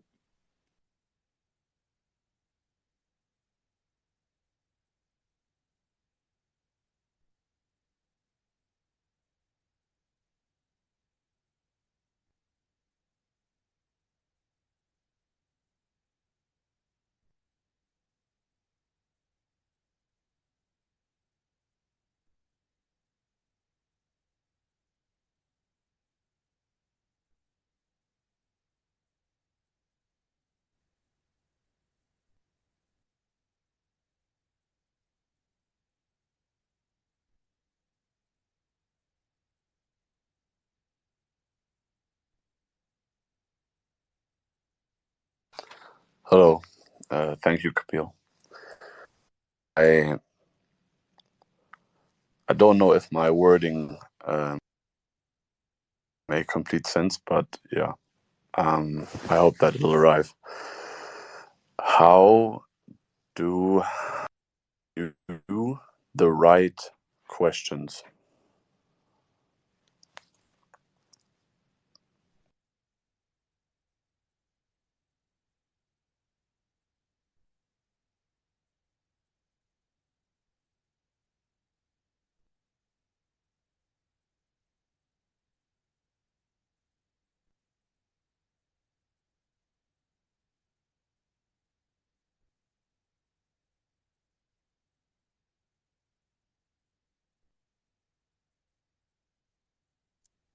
My friends keep on telling me 1 ETH is 1 ETH.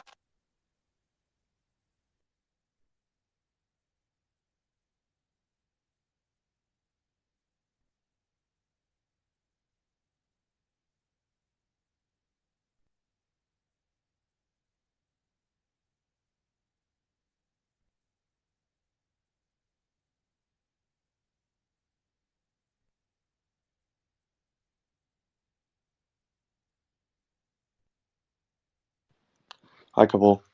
My question is inspired from your true disruption essay or writing, and I guess these days I'm faced with a sort of a tough decision where, to get to where I am today, my co-founder had to do an immense amount of work over many years inventing and doing all sorts of research that I guess nobody else in the world is doing, and that's why we have what we have today. And but where we want to go, of course, is much harder. To be more specific, we have a durable, dexterous hand, robotic hand today, and it's powered by entirely new technology than what the traditional conventions use.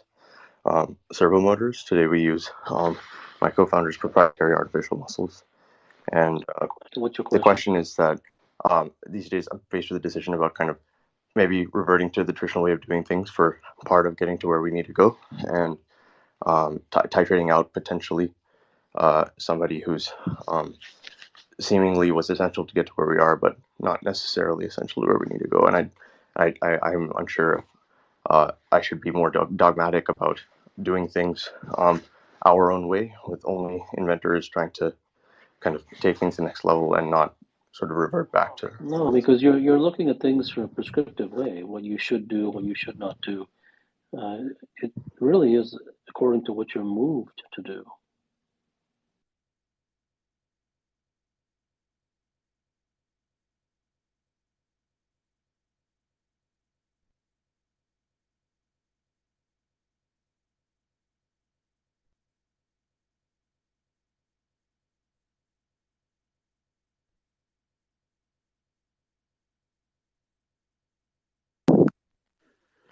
Thank you, Kapo.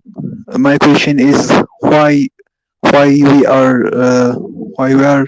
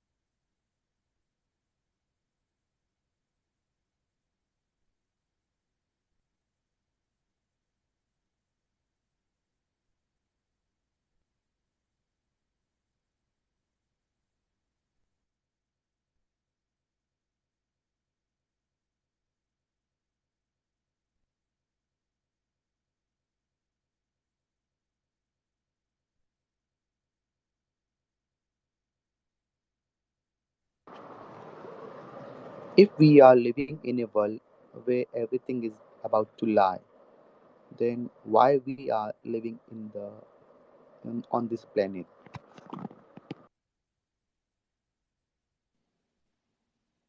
Do you think that your life is a lie?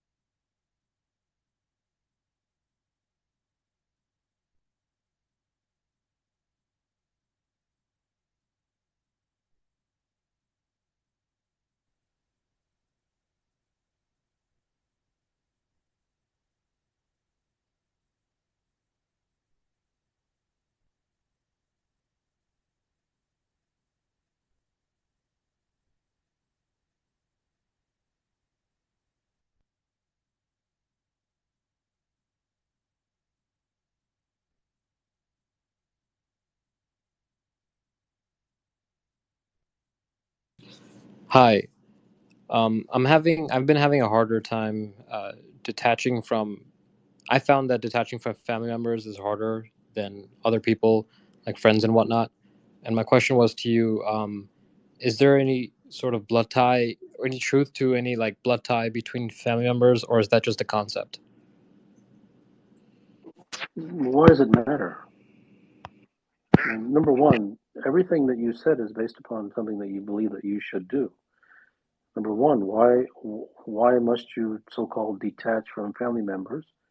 And number two, even if you believe in that, why do you care if it's a blood tie or not? Because if you can't do it, not that you should or you shouldn't, not that it's good or bad. I didn't mention any of this. You brought it upon yourself. So if you can't do it, you don't have a choice anyways because you can't do it. So it isn't like the only reason that you can't do it is because you believe there's a blood tie or not. And it isn't. And if I told you that there is a blood tie or there's not a blood tie, that isn't going to just flip a switch for you to where you can. Right. So it's all conjecture.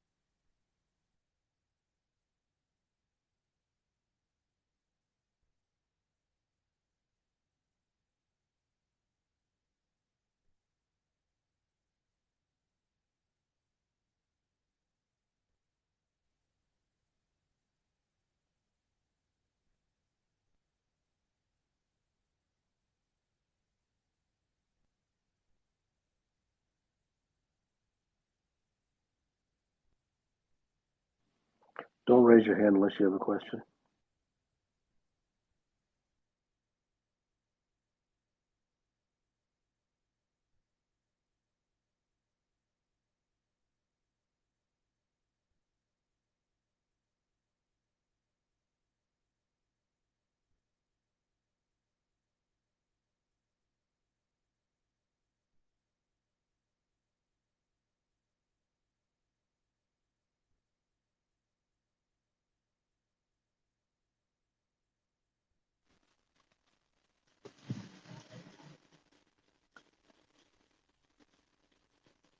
Can I speak?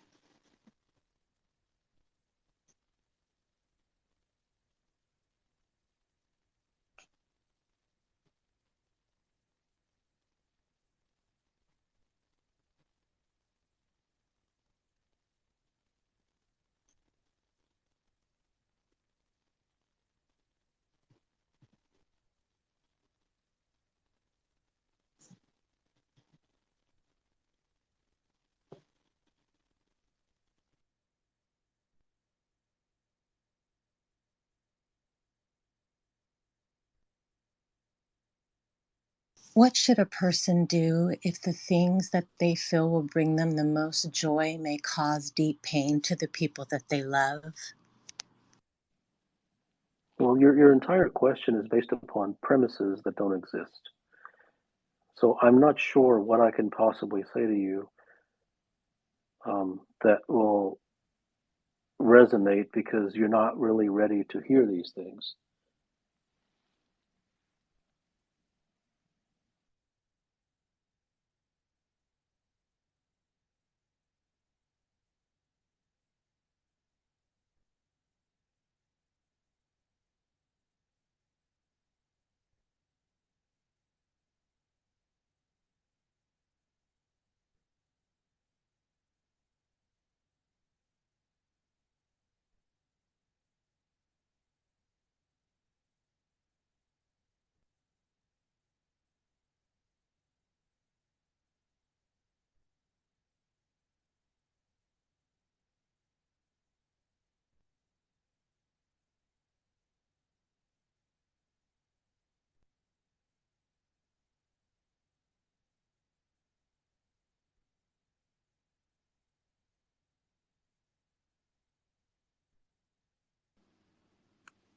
Hello, Kapil.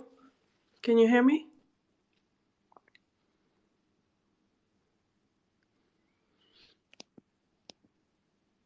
Hi. I'm not sure I'm heard. Anyway, I've been listening to your work and reading a lot. The question I have on this topic is as follows. I am very often in touch with my mother due to circumstances, and we are very different people. And I cannot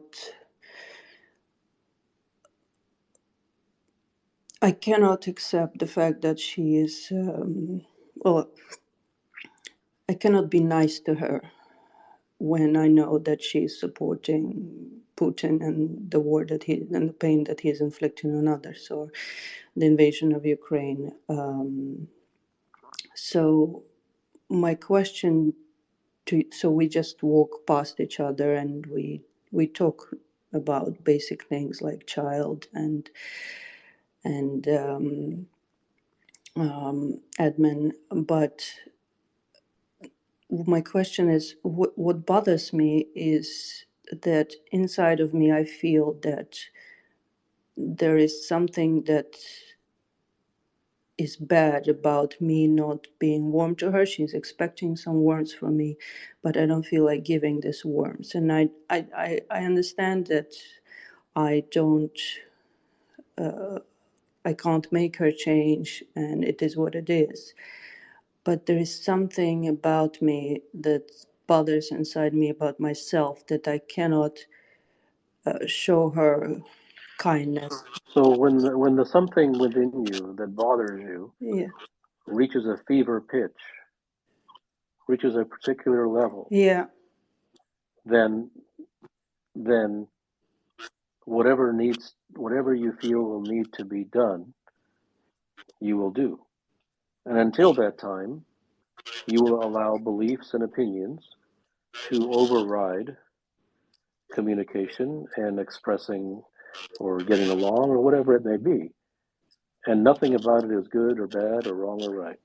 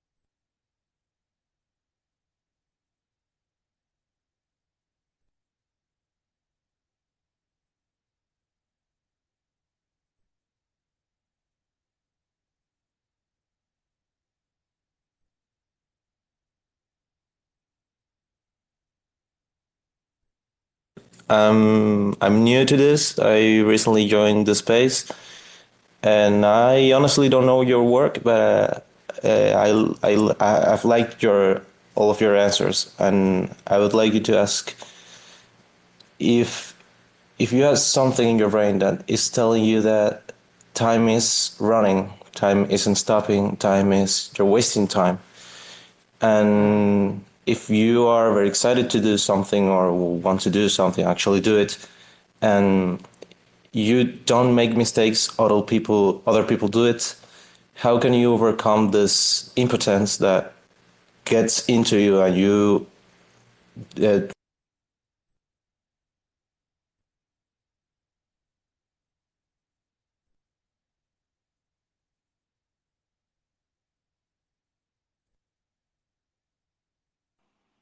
Hello.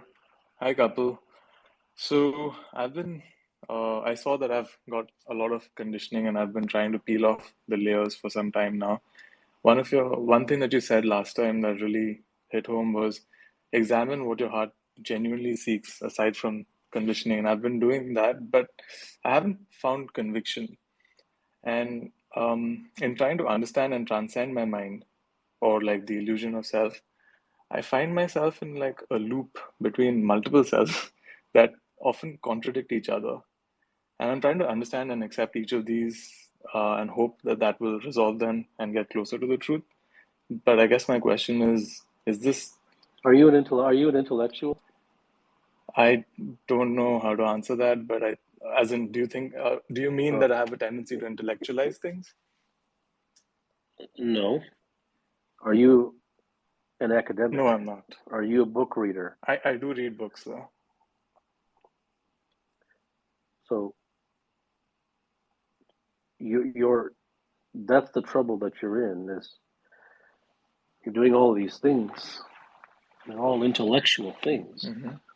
There's nothing really heartfelt or sincere about anything that you said. You didn't say anything bad or wrong. Hmm. It's all just intellectualizing. Hmm. And that usually happens to intellectuals. And everyone intellectualizes, but the intellectual, there's no way he'll get out of it because he's actually proud of his intellectualizing. That's what gives him his meaning for life.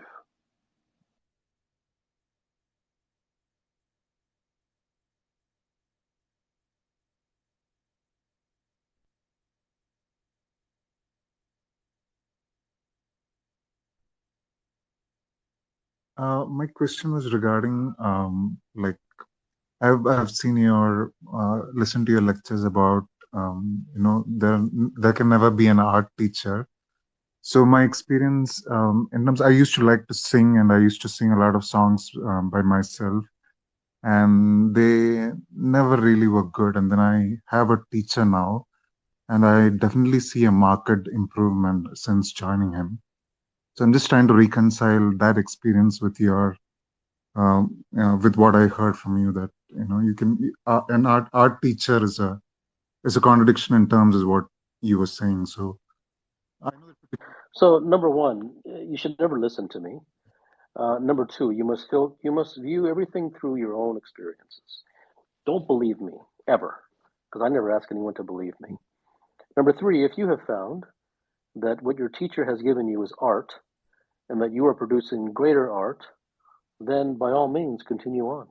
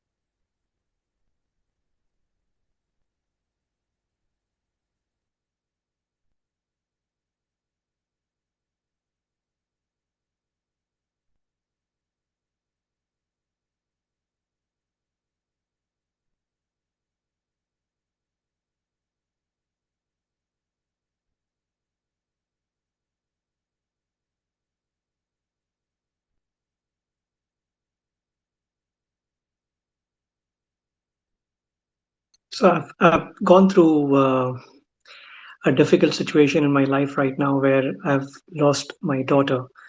She was only 3 years old, and I'm just still in the process of. I'm very sorry to hear that.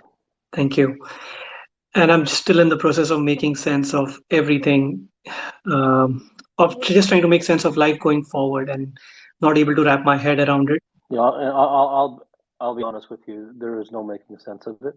Number one, number two, there is nothing I can possibly say that'll make you feel better or make logic uh, out of it. Really, all I can say to you sincerely is I'm truly, truly sorry to hear that.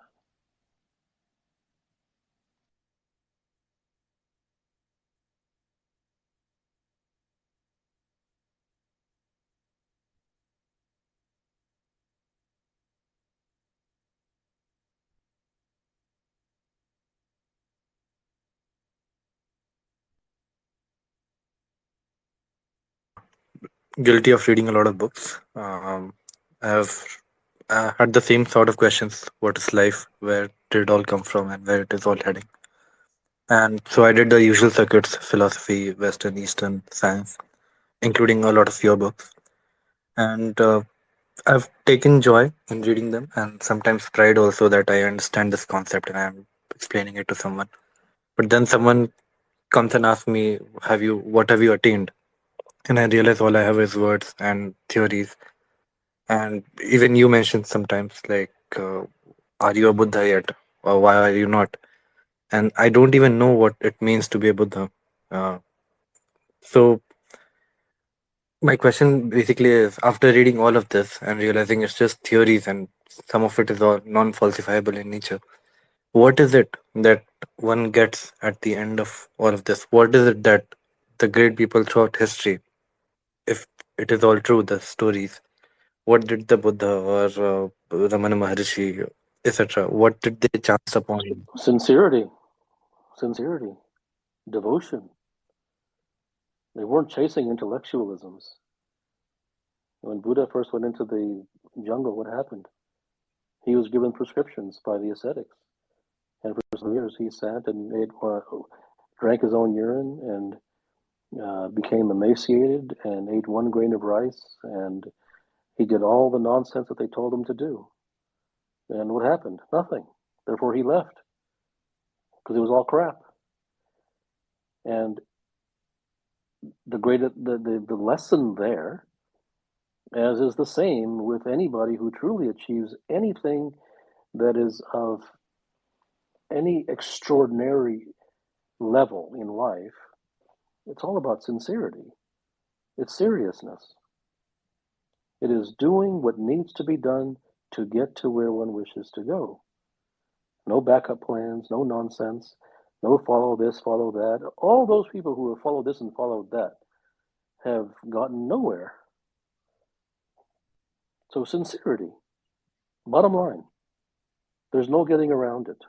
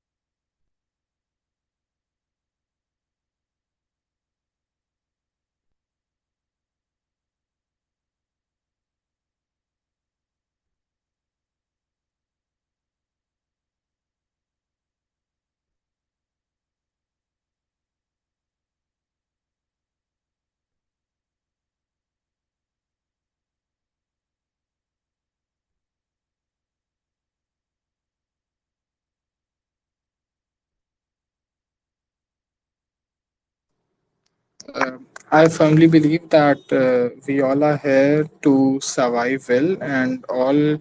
So the question is that, is it the philosophy and thinking that matters, or the practicality of things that matters? that we live here and do certain things, create things to live, to make humans' life better. None of it matters.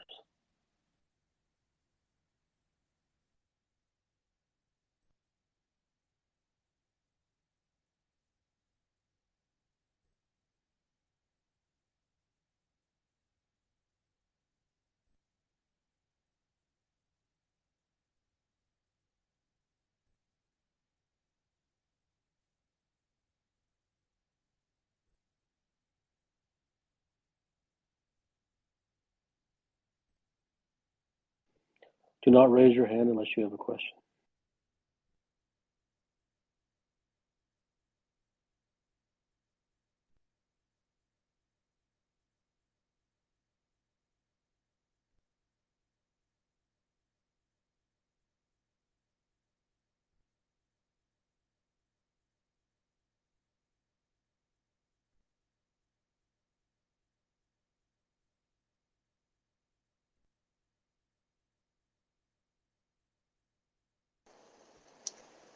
Hi.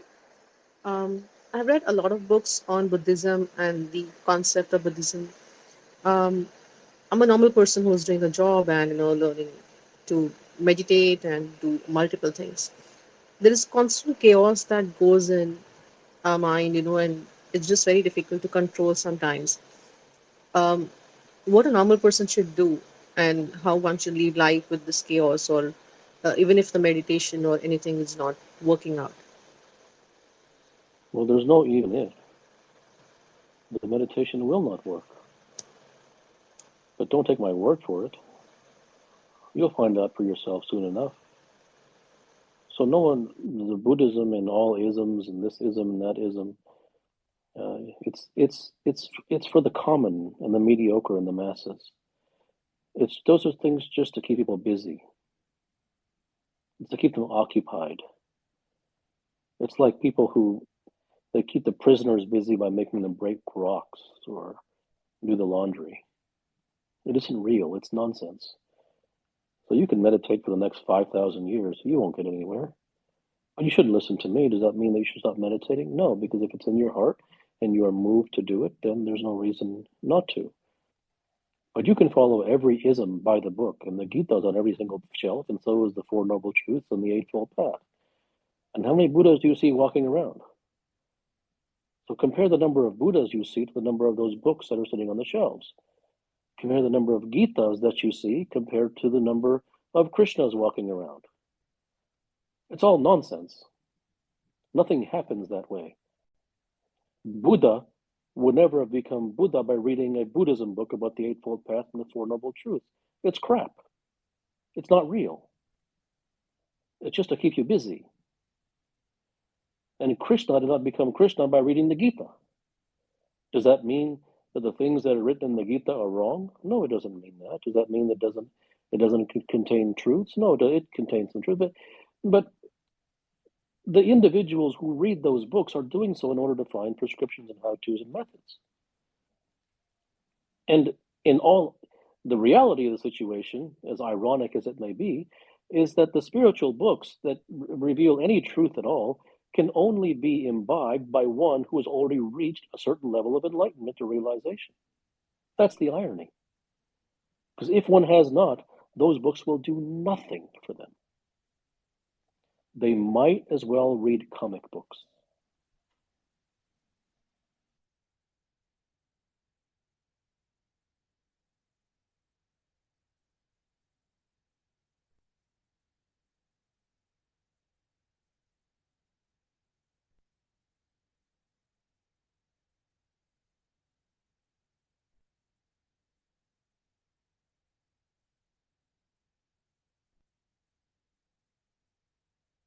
My question to you is that I can barely hear you. It's very low.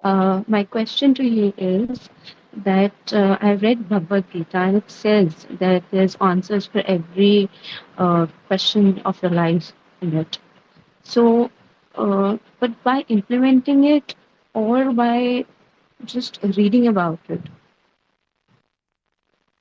how do I implement in my life basically, so that I get all the questions which are there in the book. Is there a question there? How do I solve my problems there? I mean, one question, like one basic question, incident which happened. The connection is very bad. I heard you say that And you are implementing it. I don't understand the question. yes, I'm implementing it, but it is still not working. That is my question. Well, isn't that what I just said to the last questioner? Yeah, but I need I mean, you are a level like, this is the first time I'm listening to this kind of. Okay, so how-tos, prescriptions, methods, techniques, hacks, pujas, this, that, prayers. It's all crap. It's all lies. It's all nonsense. You can invite every guru to your house. You can have satsang and puja for 24 hours a day for the next 572 years. You can fill your house with incense until your house burns down. You can read every letter of the Gita, and you can have implementation sessions, and you can follow every single word, and nothing will happen. And the reason is because prescriptions don't work. You can't make a thing work if it doesn't work. How-tos and methods don't work. And there are no books that are written, except for mine. I don't recommend that you read them. There are no books that are written that don't prescribe. They all prescribe. Practice this, do this, sit and do this. 20 minutes of meditation. Close your eyes, watch your thoughts. Do this. Blah, blah, blah, blah, blah, blah. Okay, everyone's doing it. They're all blah, blahing. Are they getting anywhere? As you yourself have found in your own direct experience, no. So the answer to your question is, it isn't that you've implemented the wrong thing, it's that you've implemented at all. Those things are not where the truth lies. Truth lies in the sincerity to look for the truth and what actually does work. And the only thing that works is the truth. How-tos are not the truth. If they were, then when Buddha first went into the jungle and he ate the 1 grain of rice and drank his own urine, then he would have become enlightened. And the ascetics who told him to do so, who had been practicing, the lovely word that all religions love is practice. Spirituality dies for practice because they want you to practice forever. So they were all practicing before Buddha got there. Did they get anywhere? What's the first thing he should have asked? He shouldn't have sat there and drank his own urine and ate the 1 grain of rice. He should have said, I will do whatever you want. I only have one question. How long have you been doing this nonsense? And they might say, well, I've been doing it for 15 years. Okay, well, have you got anywhere doing it? Obviously they hadn't. Well, why would he waste his time then? Absolutely. That's what's to learn. But even then, you shouldn't imbibe it. The only reason it may resonate with you is because you have found this in your own experience. You aren't taking my word for it. Truth is the only thing, not books, not ceremonies, not statues, not religion, not spirituality, not self-help. Those are all billion-dollar lies. Thank you for your answer, sir. I'm truly enlightened, and honestly, I'm going to read your books. Thank you so much. Sure.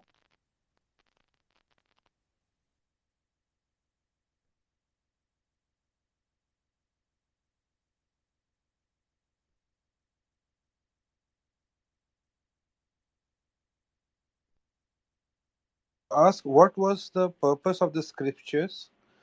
Why were those written, those holy books, and the Vedas and the Holy Quran? So is this a question of outrage or is it a genuine question? Yeah, I just wanted to ask what was the purpose of the scriptures. I mean, what You're just repeating your question. Did you not hear my question? No, please repeat.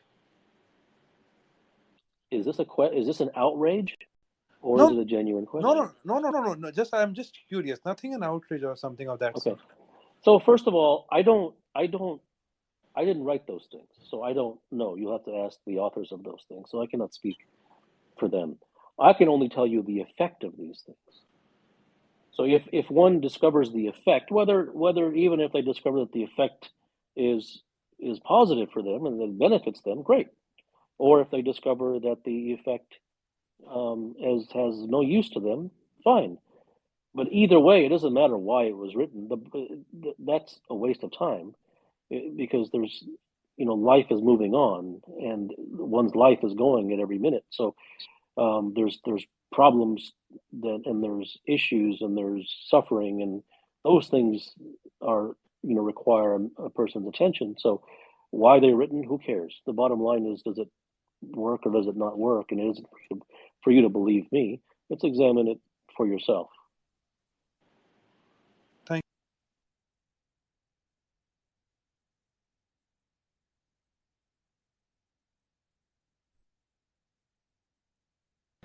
Hello, how are you tonight or today, whatever? I want to ask you a question. Like, I believe in a lot of things that you're saying. I don't know nothing about you though.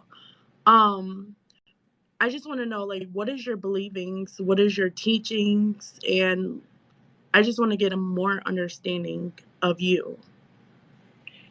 So I don't have any beliefs and I don't really have any teachings. But if you go online, if you go on Twitter, if you go to various places, Uh-huh.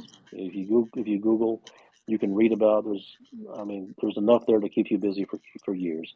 If there's something that resonates with you, fine. If there's not, there's not. But all that you need to know is right there. Really, there's nothing for me to summarize for you because it'll just come across as something that you should follow or a prescription anyway. I mean, yeah.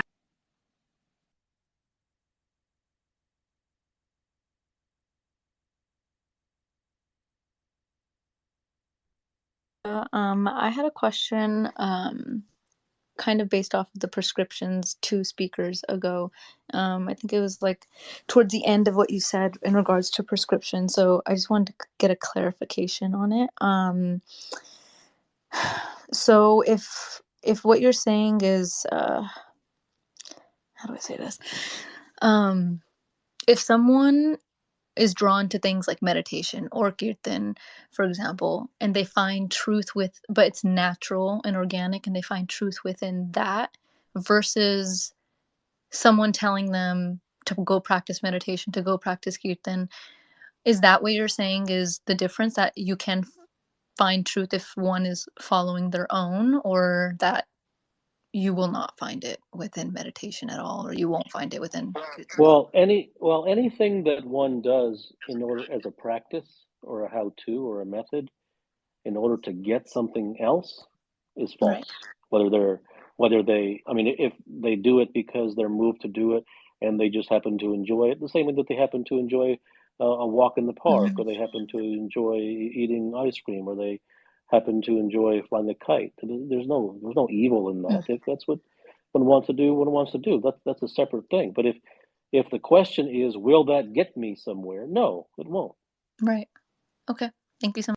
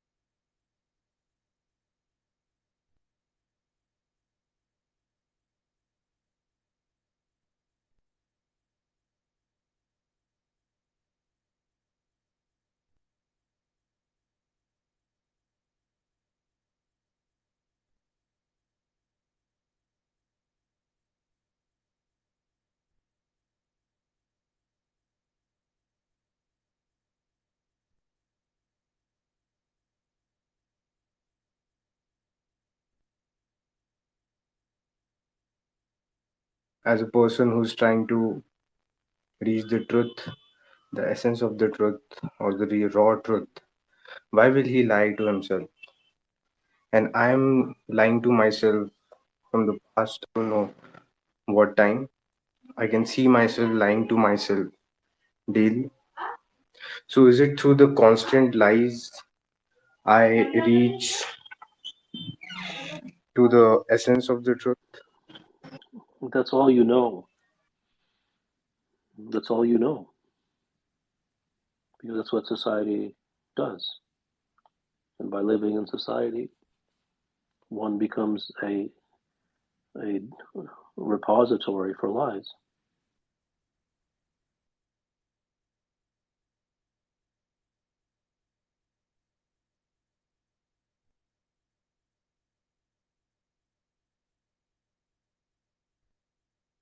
You're teaching, I have no position and I have no teaching. but these people are.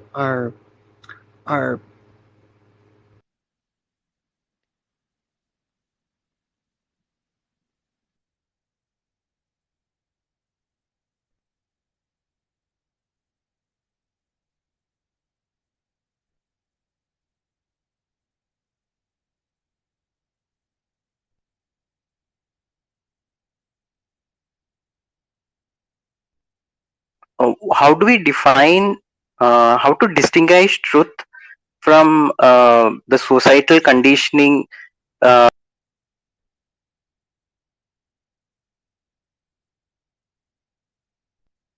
Hello, doctor. Thanks for having me up here.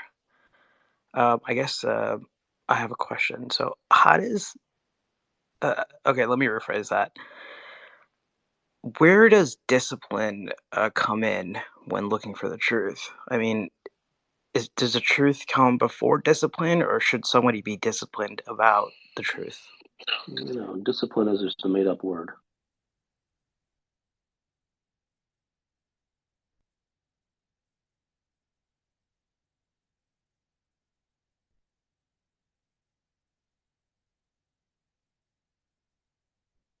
Hello. I wanted to ask that there is a desire to carve my own path, but on the other hand, it looks simpler to follow someone and achieve success. So, how do you resolve that problem?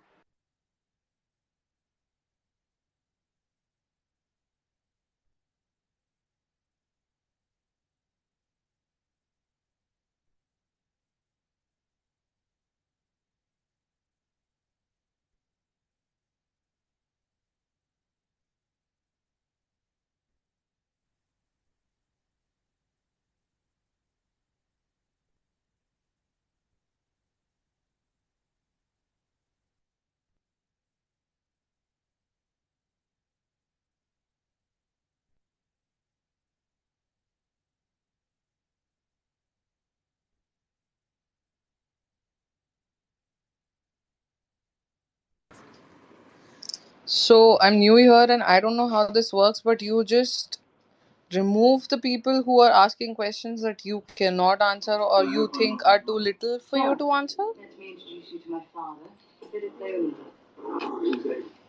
I don't think that you'll enjoy it here. I am not, yes. This is toxic. Yeah.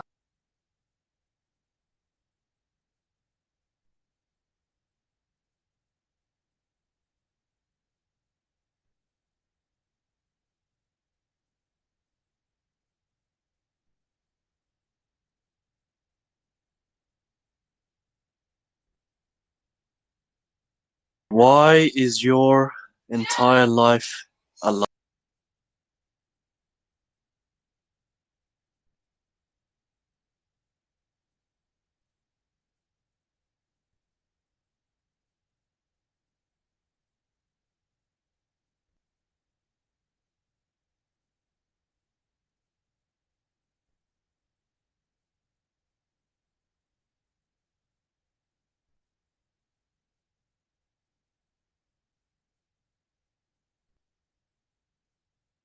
Mr. Gupta, I wanted to know what is the basis of this statement that your entire life is a lie.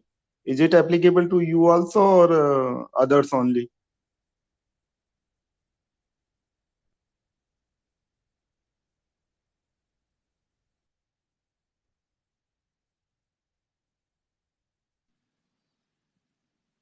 There was a talk given before the Q&A.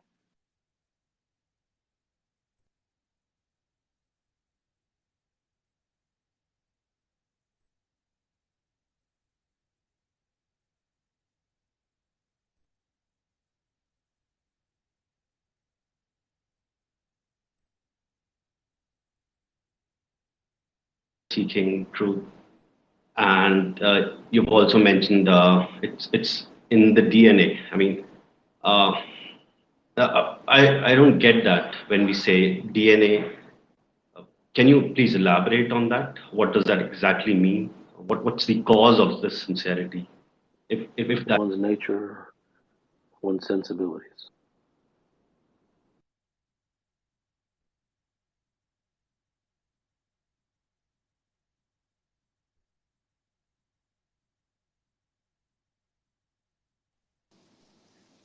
Hi, Kapil. Hope you're doing good. I just want to thank you for the work you do.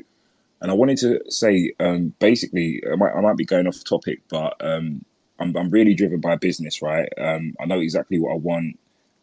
I try to be focused on my goals, but I always see myself pulled out of the path by immediate gratification, right? Seeking immediate pleasure. Like I'm easily distracted. I'm easily impulsive. Um, is noticing this enough? Like, is noticing this, like writing about this enough, or is there a way that? Well, I mean, what I can tell you is that there's nothing to do.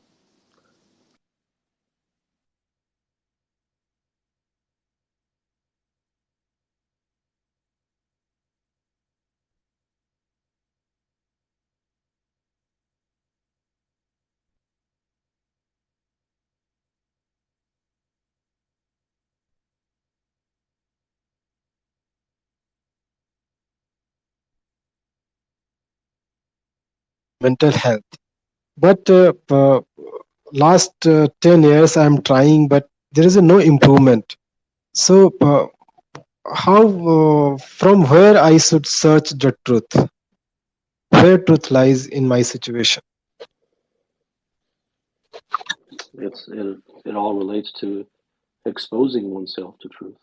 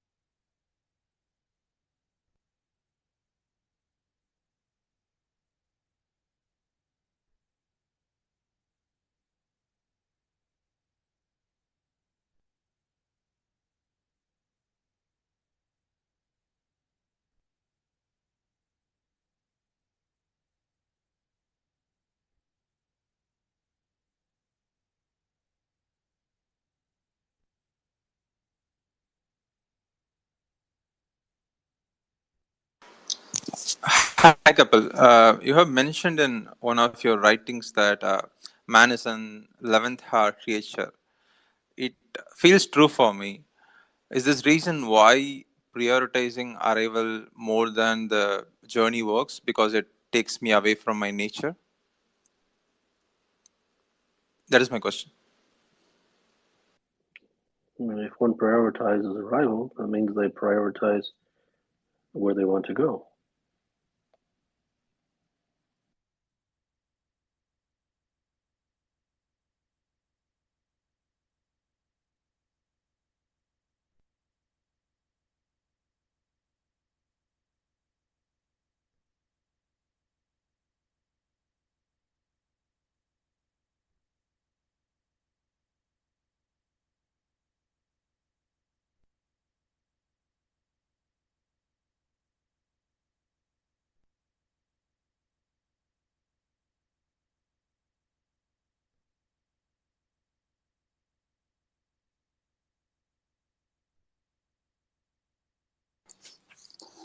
Is oscillating between a no, let me rephrase. If in my interpretation I'm experiencing an oscillation between self and no self, what am I missing to arrive at a permanent state of no self, and is that even desirable? Only you can answer that. Only you can answer if it's desirable or not. I can't answer that for you.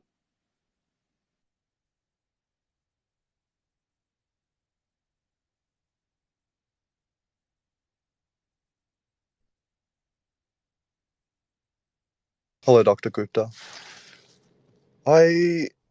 From my own experiences, I've come to understand that in order to discover truths that are most acute to a given individual, one has to be in a certain state of being. And for me, that state of being is a state of acceptance as opposed for, say, forceful intent or using my intellect. It's more intuition in that sense that of being in a state of being in which those truths arise. My question is, earlier on, a person asked about a question regarding society, and you answered that, when you are within society, society then tends to corrupt you with its lies. And by being in its environment, I can understand from experience how that comes to be. My question is, when you discover, or when you're in that state of being of acceptance, in which you're able to intuitively grasp those truths, how is it that you can prevent yourself from being corrupted by those lies while living in society? Because I only question that from your own experiences, in the sense that you have learnt certain things from experience, which has come to pass as wisdom. You are now in society and you choose to be like that. But at the same time, I sense that you haven't changed that sense of intuition in your state of being. How do you prevent yourself from being corrupted with society? Well, I don't look for states. As long as you have to look for states, those things will come along once every blue moon. And I cannot rely on such ephemeral and and and temporary things, such as a state.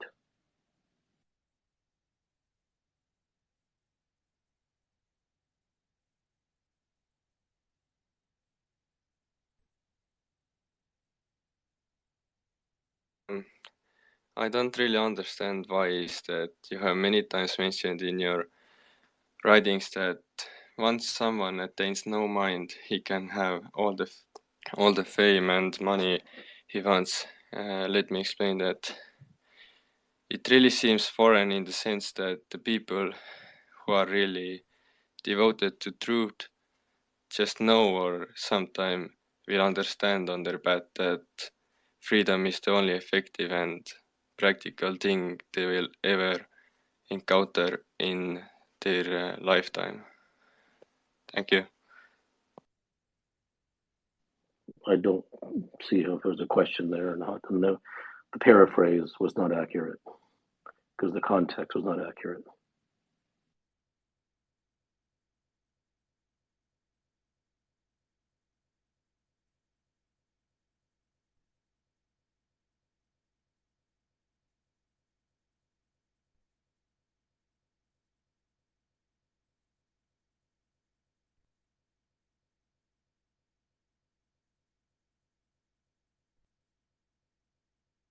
I don't do schedules.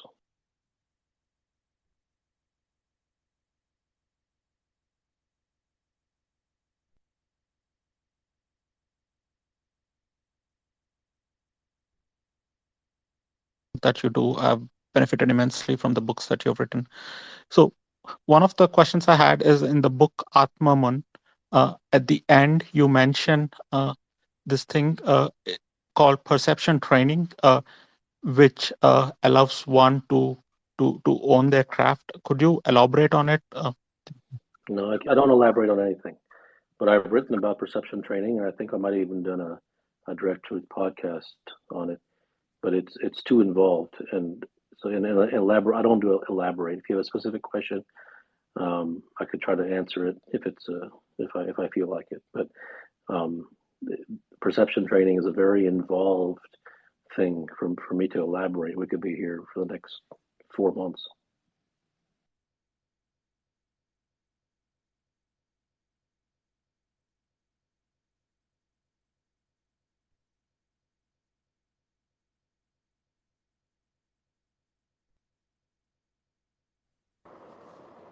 Hi.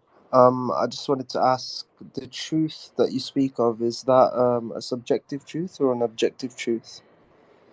There are universal truths and there are truths to every situation.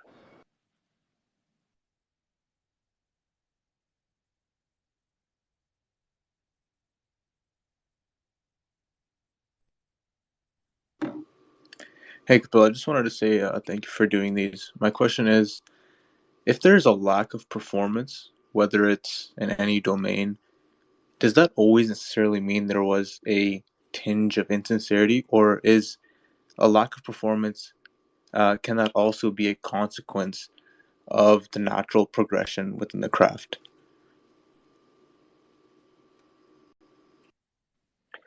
I don't know. That's a very general blanket statement question. It depends upon the situation.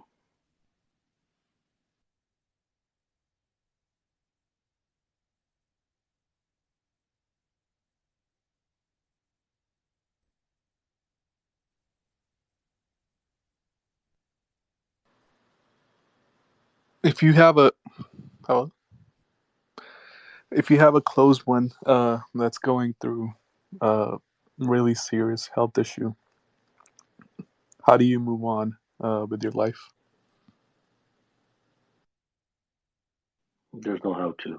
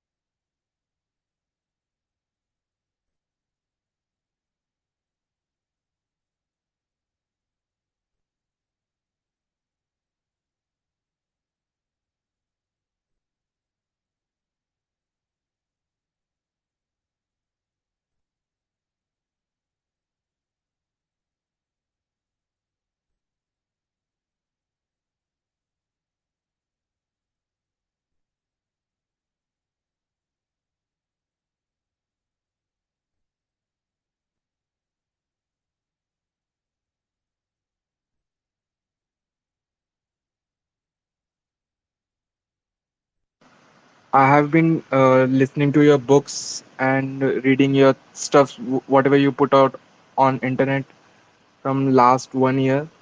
And the moment I start reading your stuff, it feels very deep connected.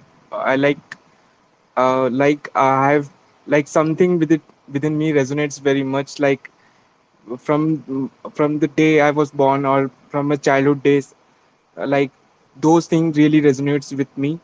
uh, I have asked you few questions before in this discourses, uh, and I realized that the moment I ask you any question regarding anything, and I find myself, I really know the answer whatever you are going to give me.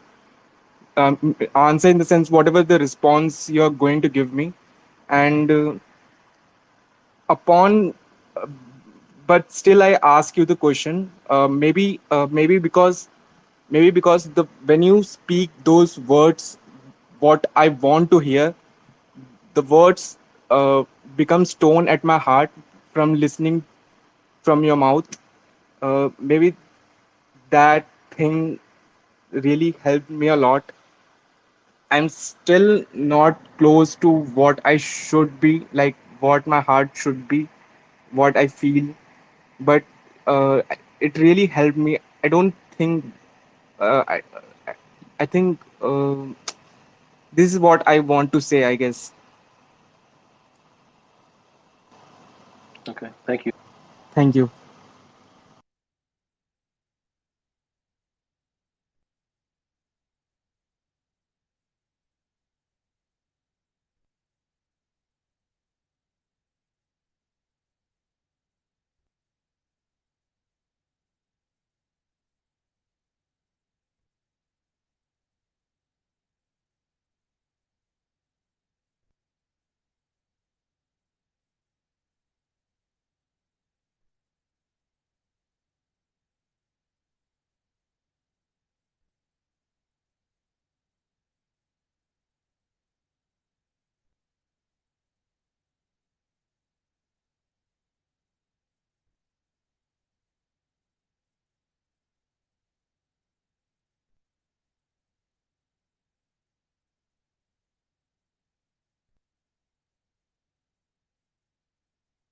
And if there should be, what should be the right action? Because every action, what I feel is a result. I never said there. I never said there should be anything. You just created an assumption. Then you asked a question based upon an assumption.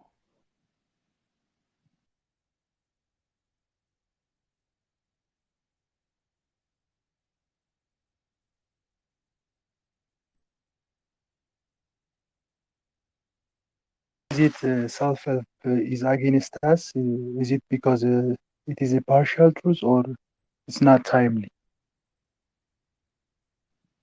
I couldn't hear you. Why is self-help is against us? Is it because of the partial truth or it's not timely? If you find that self-help actually helps you, then carry out with self-help.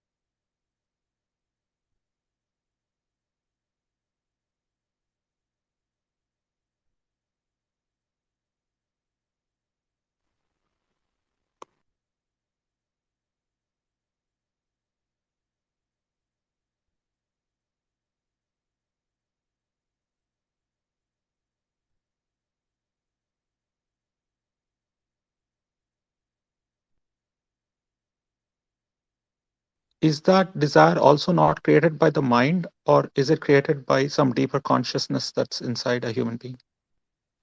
It doesn't matter.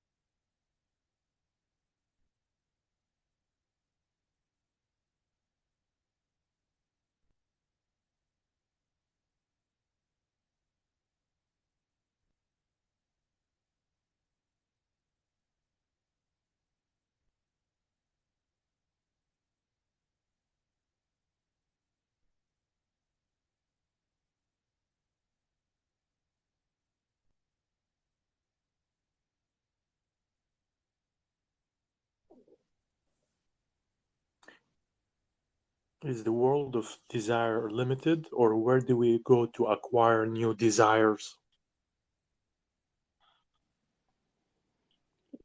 You have to go and find new desires? New desires. Otherwise, it's limited.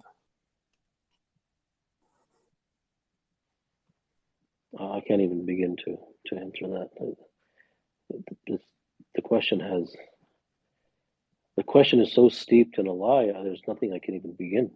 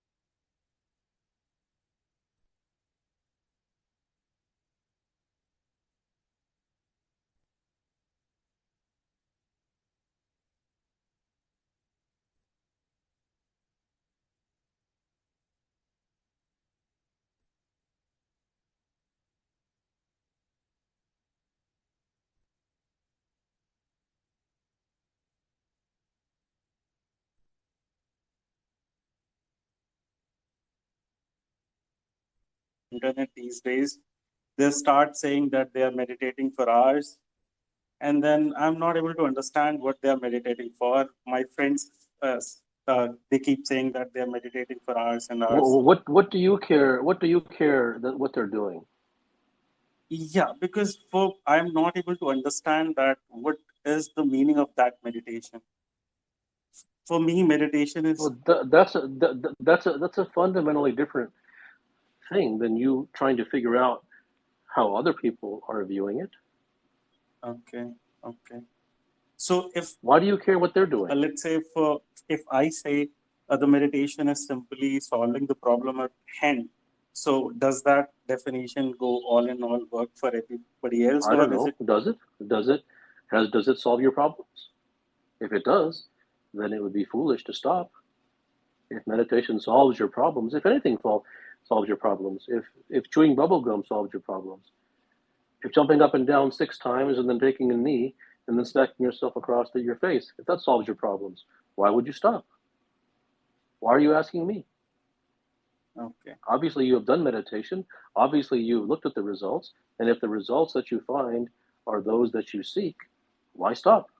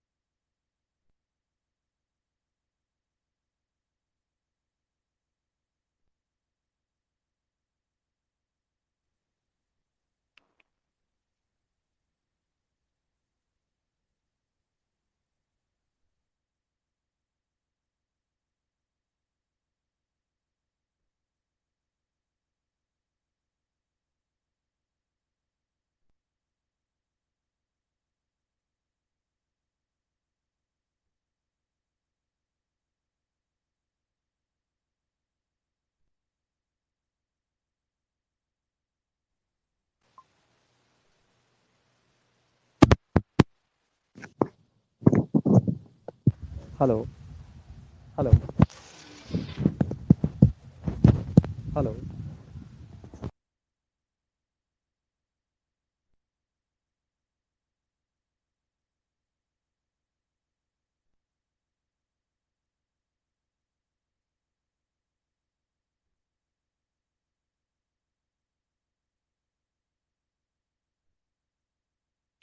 Hello, Kapil.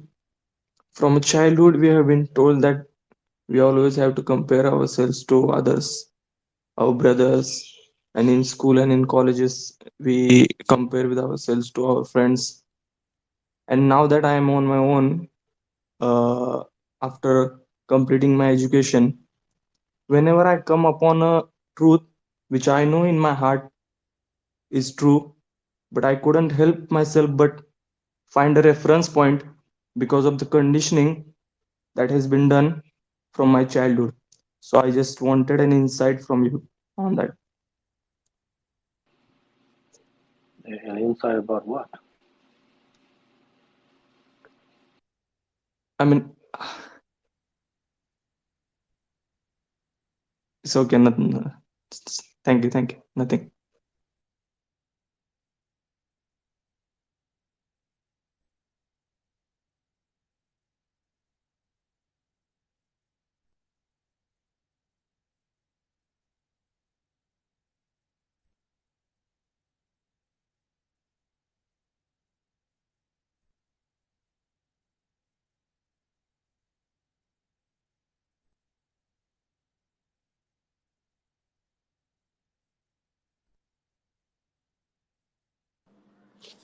Why do you say the entire life is a lie? Is your life a lie?